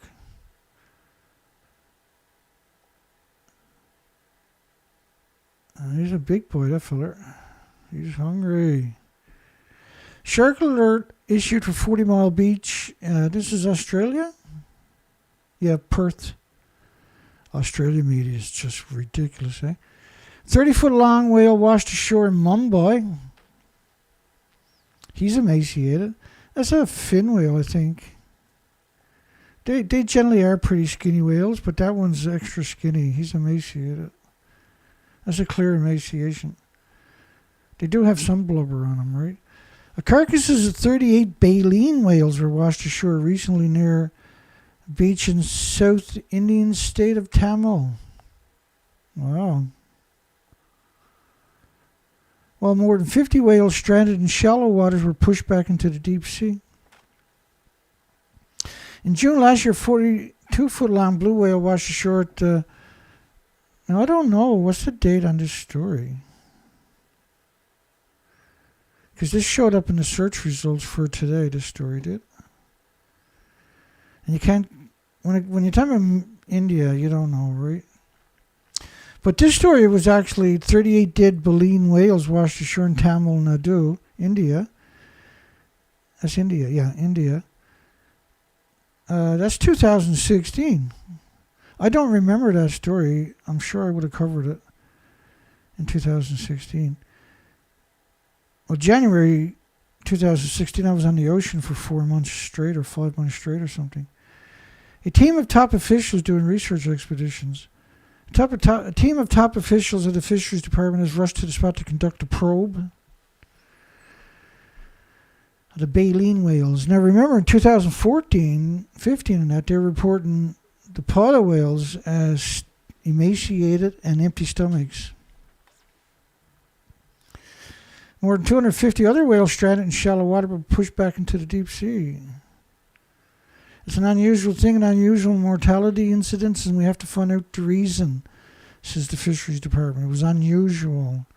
They were very concerned about it. Which is, now they say it's common. Of course it is, post-Fukushima. Now everything is common for die-offs and extinction events. They said the whales that could have come to the shore due to low tide, which was uncommon in this area. So they're just muddling the sentence around. It was uncommon, but clearly this one is emaciated. If it wasn't sitting on the head, you would have a cleaner shot. And you can tell if it was peanut head. But it looks like he's 100% peanut head. The third such incident in a week. This is 2 carcasses of Bryde's whales. This is last year, by the way, September. Washed ashore on the Honnavar beach. And so when I put it into my bookmarks, it didn't show up. So that's how I know if I covered the story or not. When I throw it in, because I have a folder of bookmarks. And so anything in 2023 would have been in that folder. And I lost track of how many bookmarks are in that particular folder. Because I used to archive them all in the bookmark. It takes quite a long time, right? Because I have so many sections. Because there's so many facets to this nuclear story, right? That I just decided to throw everything into a folder as URL, right? Just drag the URL into the folder. So you have a hyperlink back to the story. And I screen capture everything anyway, right? Let me do some noisy things. I'm going to turn the audio off for a second.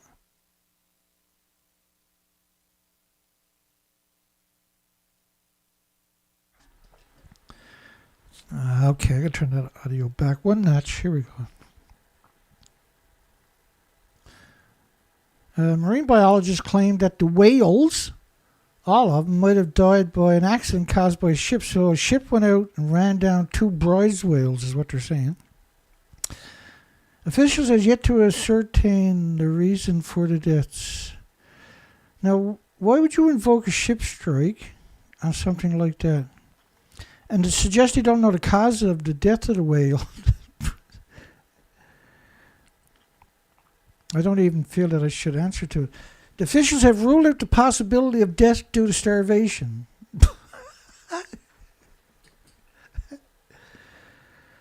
Let me look at, like right now you would describe the whale as emaciated, right? And you would definitely describe the head area as peanut. But the whale is denigrated, is decomposing. But that doesn't mean nothing. We've seen a lot of this over the years, haven't we?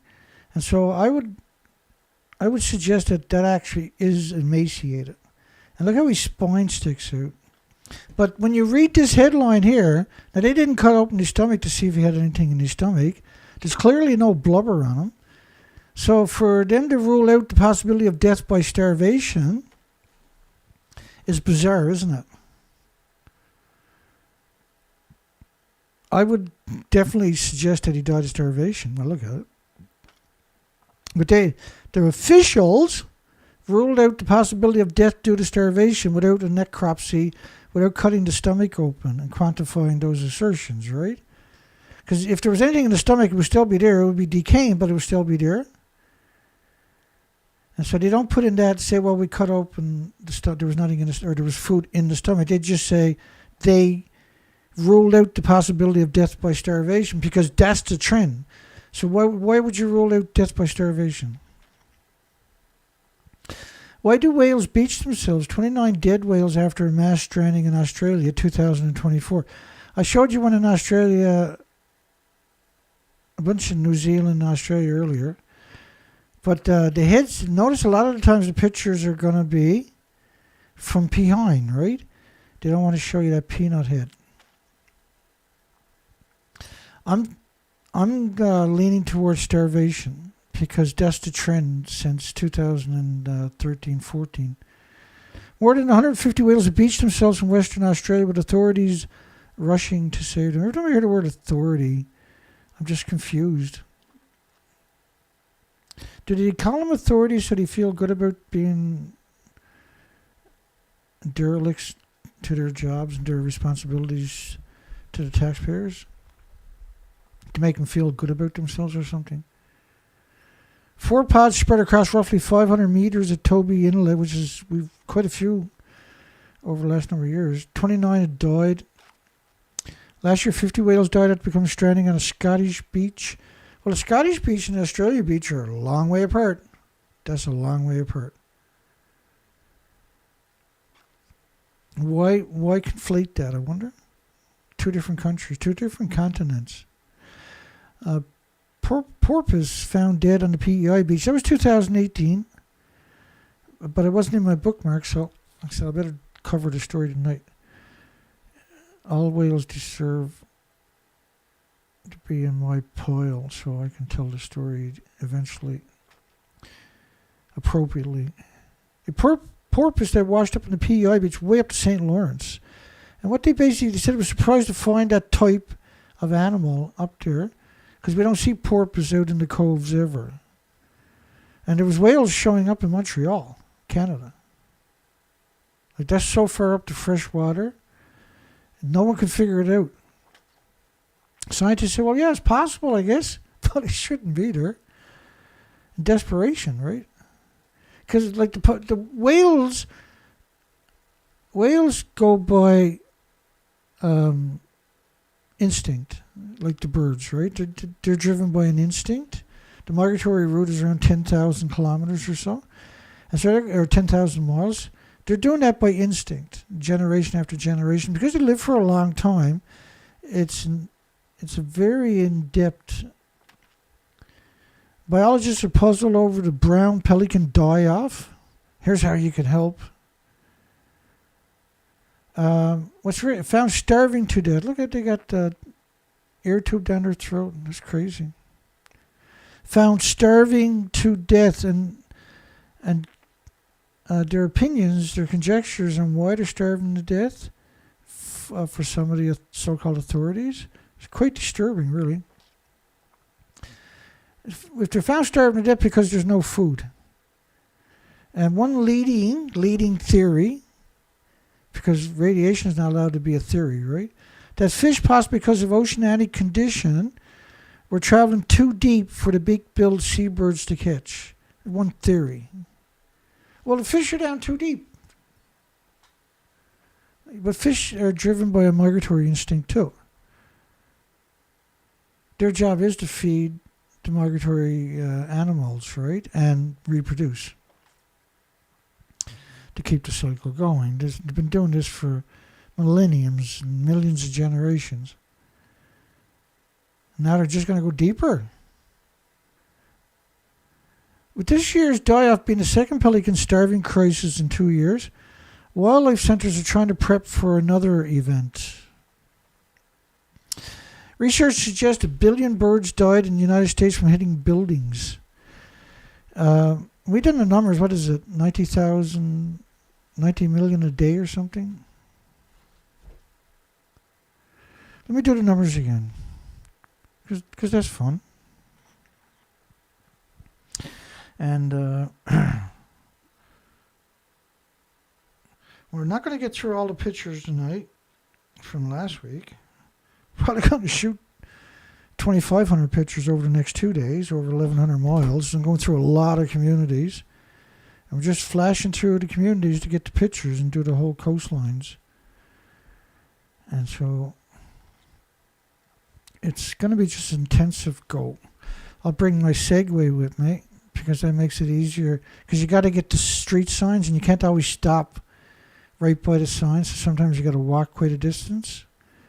And so I'm bringing my Segway with me tomorrow in the back seat so I can just whip that out, shoot down with the camera and document it and go along the shoreline, get the best shots and keep moving. But we know of a couple of colonies of puffins in particular. Now we know that you can't have puffins without having other birds. And there's supposed to be 427 birds. So the next couple of days are going to be really intense. Hopefully I can pull it off anyway. Because the weather's going to be perfect, so I'm just going to go for it, right? The way I figured, if and we'll come out, let's come over to some pictures first. Well, let's do the math on this, because, so 1 billion birds a year, just in the United States. Oh, Danny getting greedy.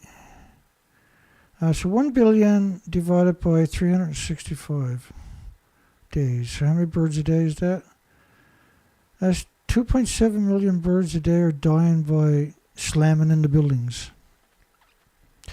So how can a bird, I know this sounds crazy, but how can a bird fly through a forest, dipping and diving and everything else, but they're all automatically running into buildings? Now, we got stories of a couple of years ago of 192 species in a 2-week period, millions of insect-eating birds. There was 192 species dropping dead everywhere. But according to them, what they're saying is that the birds are not dying from starvation, they're dying by hitting buildings. The nuclear industry is incredible power, doesn't it? And then they show you a single bird that's not hitting the windows. Previous assumptions were that most birds left stunned or injured after hitting a building recovered. Researchers looking at the results of rehabilitative care have found that 60% of the birds died.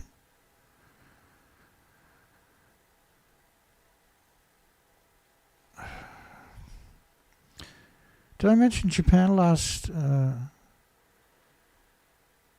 picked up 30 million one-ton bags and lost 38 reactor cores into the biosphere? The doctors in the 50s described it as a biological weapon because that was appropriate. Should humanity make Earth's last stand by confronting the nuclear industry's radioactive folly? Omnicide. We've been doing that now for 2 weeks intensely. We've been doing that for 2 weeks very intensely. Oh my God. Okay, so this first picture in this next set was taken on Sunday. Some of you might recognize this spot. This is Terra Nova Park. And so you got freshwater and saltwater. And that bridge, I'm shooting that bridge because that's familiar to some of you folks. You know, you've seen me on these research expeditions down here before. And there was no birds at all down here. We did find some on the trail, and we got some pictures of them. Not very many, though. I think the total was 30. Over 85 kilometers and quads. So right now I'm on a quad. I just got off the quad and I'm shooting the pictures. And it was perfect conditions, around 90 degrees Celsius, Fahrenheit. But again, when you take these shots, you notice there's no birds. And birds, it's almost low tide. And we're right up way inside, right? So this freshwater, saltwater area. Simply beautiful there. It's just, that whole area is just, oh my goodness, it's a huge area. It's known as Terra Nova Park. It's just unbelievably gorgeous area. And as we showed you, not last year, but the year before, and 2 years before, there is no birds there again this year. And this is a major migratory area. But with 427 species, I was horrified. And another thing, you're not seeing any color, any flowers or in the colors in the trees and bushes, you notice too? Now, we did find, that was the 2 bikes. And it was a blistering hot day. And there's a guy fishing right there off his back, off to his private wharf at the back of his property. And you're not seeing anything jump in the water. That was another interesting thing about that. And there was another guy fishing over here somewhere. He should show up in one of these pictures. And no birds whatsoever. And you know how a bird will stand out, right? And so there's a huge flow going through here every day. This happens to be fairly low tide here right now. There's a huge flow of water and fresh water coming down to the ocean, which is usually a very fertile areas. Right? There's a lot of species. We did find one unusual species that I'd never seen before, and that someone had mentioned to me. I had mentioned it a couple of months ago. Was what I heard was a bunch of spider webs by St. John's, big bushy spider webs by the bushes, but that wasn't what they were. Anybody know what they were? Because I'm going to show you pictures coming up soon, I hope. And this area, this is the original takeoff point. And so I went 26, 27 kilometers one way and came back and had a lunch, and then went 18 kilometers the other way or something. And then decided that we're going to pull the plug on it because there was nothing the other way whatsoever, and start hitting a bunch of communities on the way back. Oh, there's a good picture. He got his jet ski down there too. He's got a beautiful spot, but there's no birds. And a fisherman always got a bird hanging around, right? Birds are very clever. And this was the other guy on the other side. He had a couple of dogs with him. And I do believe he was fly rod fishing too. But don't quote me. So here we go. We're going to move out of here in a moment. So I'm just documenting that whole shoreline on the opposite side with the zoom. There was nothing there. And the same thing, this was a salmon river, about 6-7 kilometers, 4 miles outside town or something. And there's barely enough water to get through this. There was no insects, no birds right here. But there was another spot where we come across, and I'll show you the birds we're talking about. We showed you that stuff last night. I'll bring it up. Actually, let me bring it up. Let me bring that up here. How are we doing in time here? We're running out of time. We're going to pick up again Sunday, Monday, Tuesday, Wednesday, Thursday, covering these same stories. Except we're going to have another 2,500 pictures. A whole bunch of communities. If everything goes right. I think it'll go fine. It's like you're going to cover 1,200 kilometers of coastlines. And that's going to tell us the story. When I put the model together in another few weeks or a month or so, just going to be pretty shocking. Okay, so Newfoundland birds, that's where we're currently at. The pictures I showed you from the ocean expeditions was British Columbia, Canada, to Vancouver, to Alaska for 6 years. We're studying on the East Coast. On the East Coast, a total of 427 species, the biggest migratory path on the planet. And we're going looking for the Atlantic puffins sites tomorrow. Now we know the gannet sites the gannet sites have taken an incredible beating. Just one colony was 44,000 because we went down, I remember, a couple of years ago. I still got that documentation. And now it's around 14,000, maybe 15,000 or something. So they were wiped out pretty significantly in 2022. We believe we've seen a couple of sandpipers in the pictures from last night, I think it was. We should see a mourning wobbler in some of my pictures. The white-throated sparrows, we're not seeing that. We are seeing some of the thrust crossing the road. Probably seen about 20 of them. No Arctic terns, no razor bills, no thick-billed murres on the coastlines. Now, I think we're going to see, we did see a wobbler or two, but the pine goosebeak and I'm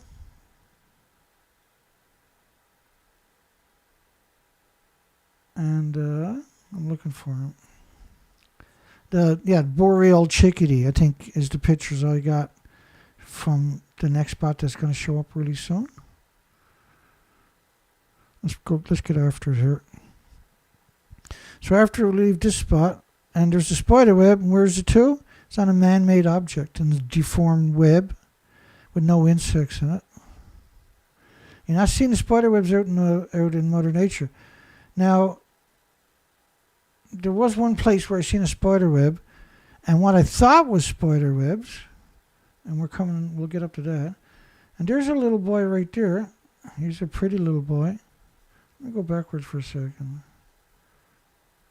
Yeah, because this is a different spot altogether. And this is also at a beach, and I got shots of that beach coming up. He's going to turn around. Yeah, there he is right there. Oh, he's special, that feller. He's very shy. And what he was doing, he was flipping the leaves upside down, looking for microscopic animals, little tiny spiders or something. There he is.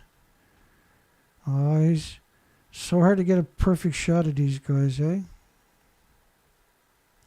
Because your camera will start focusing on the branches instead on you, right? Well, we got a clean shot there. With the black head, the white body, the wings are striped, black legs. There's a picture of them, and they seem like there's 3 or 4 of these guys. Now this is a very sandy lake. This is the lake. And one of them was on the sand here when I pulled in on the quad. And that wasn't me making those particular marks, but so it's a beautiful sandy beaches and these freshwater ponds. Look at this. That's pretty amazing, isn't it? For freshwater ponds. That's Terranova National Park. You're still in the national park area. And so there's the old train tracks. They decommissioned the train tracks 30 years ago or more. And they tore them all up, right? And then they graded it, so you got a trail across the province, which is 900 miles long. Not kilometers, but miles. But it gives you access deep interior, is what it does. And that's what I was doing on Sunday. So Sunday we got access. And there's no wild birds out in the lake, I don't think. Because you know how a bird will stand out, right? Especially in the lake. A stunningly hot day, 90 degrees. At this point, it was around 90 degrees. And I got there, I think it was around 8 a.m. or something. It was a long drive. Hell of a long haul.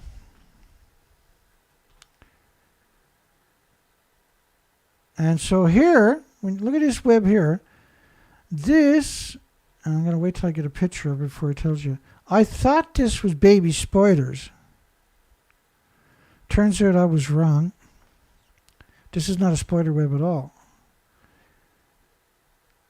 You can see them on different trees. And so I've seen about 100 of these. And I was thinking that they were failed webs. That spiders were laying their insects inside of it. Turns out that's not what was going on. Turns out that was not what was going on at all. And I'm just waiting for the picture where it gets up close. I actually shot a video up close. So let me go find the video, actually, because I could be clicking away like a madman.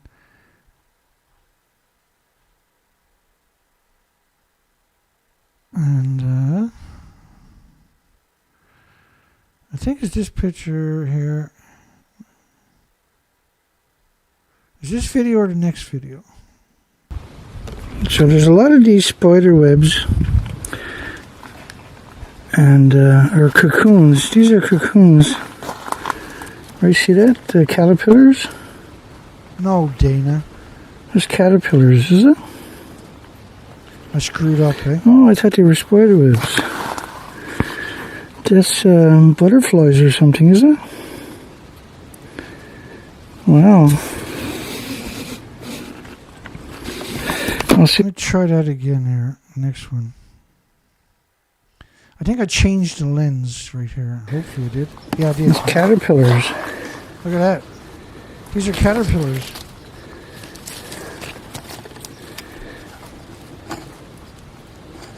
Just hang on 1 second.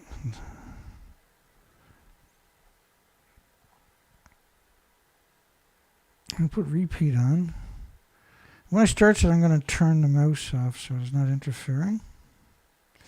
Let me get out of the way. So these webs were actually caterpillars. It's caterpillars.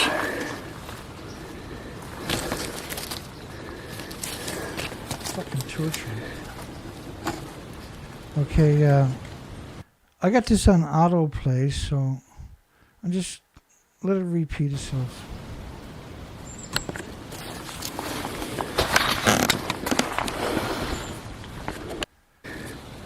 It's caterpillars. We'll get it this time. I'll focus at some point. Come on, Dana. I apologize. I screwed this up today. Right there. That's your shot. That's the money shot. Right there, baby. This is caterpillars. Don't. It's caterpillars. Okay, I'll get rid of that. So, yeah, the spider webs weren't spider webs. Dana.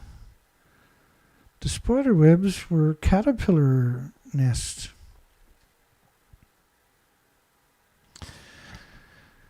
And, let me check the time, because I got to get up early. It's after 12 o'clock. I guess we're going to be picking up here.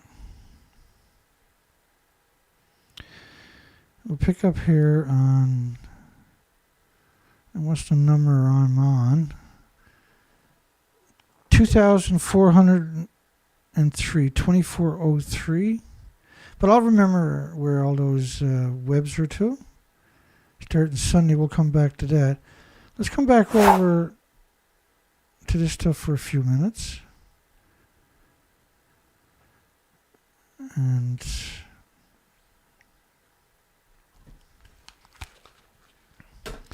okay, so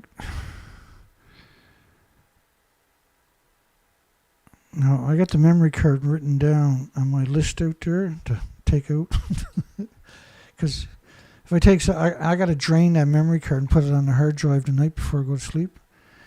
I got to get up early, pack everything up, get everything into the vehicle. And I got the cooler plugged in. We plugged in all night, the 12-volt cooler. And that's a better solution than to take a bunch of stuff with me, right? Nice and healthy stuff rather than eating junk along the way. I'm probably going to eat some, but... Okay, so I'm going to come back. I'm going to start off on Sunday because we've been doing this for 2 weeks. This is week 3.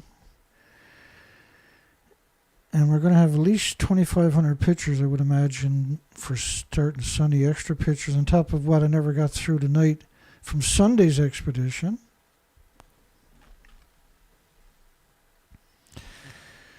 And if I don't stop now, I won't get no sleep, and I'll do something stupid like I done last week, where I'm 32 hours with no sleep. I couldn't sleep that night. I was going to leave for the research, and because it was all dependent upon the perfect weather. I said, well, I'm going anyways. And I've been recovering all week because I'm pretty pathetic. All right, so let me come back up and get the original thumbnail that is the show for tonight. So I know where and what and everything else.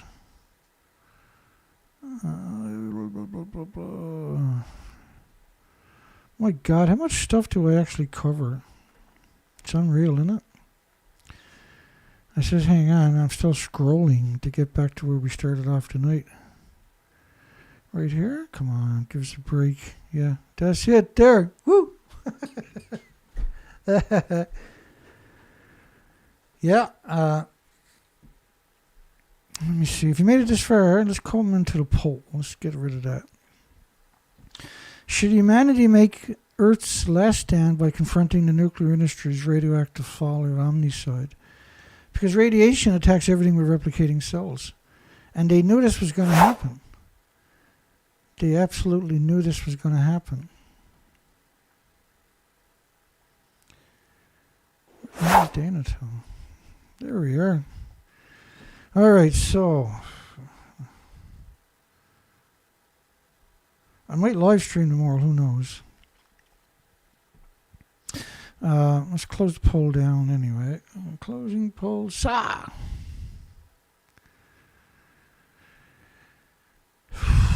Let me see. How's everybody doing? Everybody good? What is yelling at me? That's cool.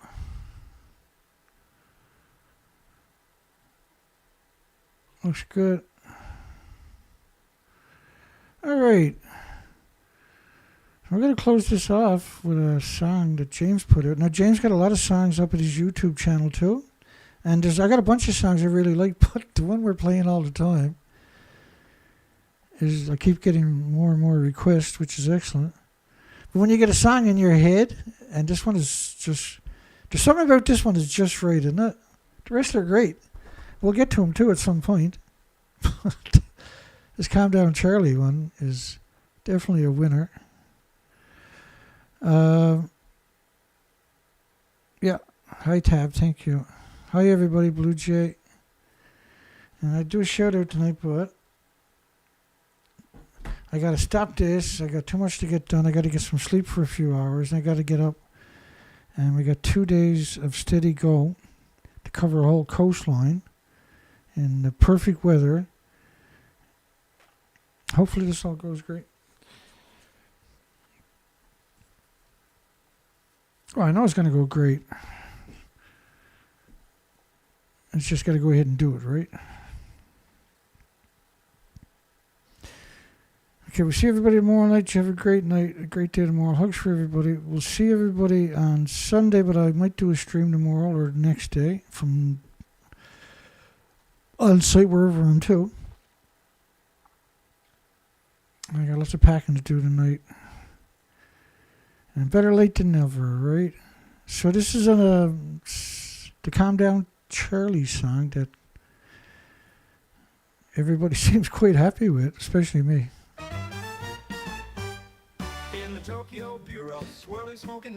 I gotta turn it up. Hang on, do it again. In the Tokyo Bureau, swirling smoking neon beams. Chicago division fueled by heated dreams. Calm down, Charlie calls in, voice smooth as silk. Says, Dana, you're dreaming, don't cry over spilt milk. On Dana Durnford show, the chatter's turning wild, but Charlie shoots it down with that cool cat style. Unit 3's no killer, no harm to see life. He chuckles in the static, cuts through the strife. Oh, calm down, Charlie, with his nuclear charm. He says starfish are just fine, there's no alarm. His words dance on airwaves with a confident glow. Calm down, Charlie steals the whole radio show. With a snap and a grin, Charlie's voice so clear scatters the dread, dispels all the fear. Mux didn't hurt, he croons with a sigh. Science is for thinkers, not a whim or lie. Though Dana and the crowd may shout and roar, Charlie's unfazed, he's heard it all before. His swinging rationale, like a soothing song, says hold on to logic, we gotta stay strong. Oh, calm down, Charlie, with his nuclear charm. He says starfish are just fine, there's no alarm. His words dance on airwaves with a confident glow. Calm down, Charlie steals the whole radio show.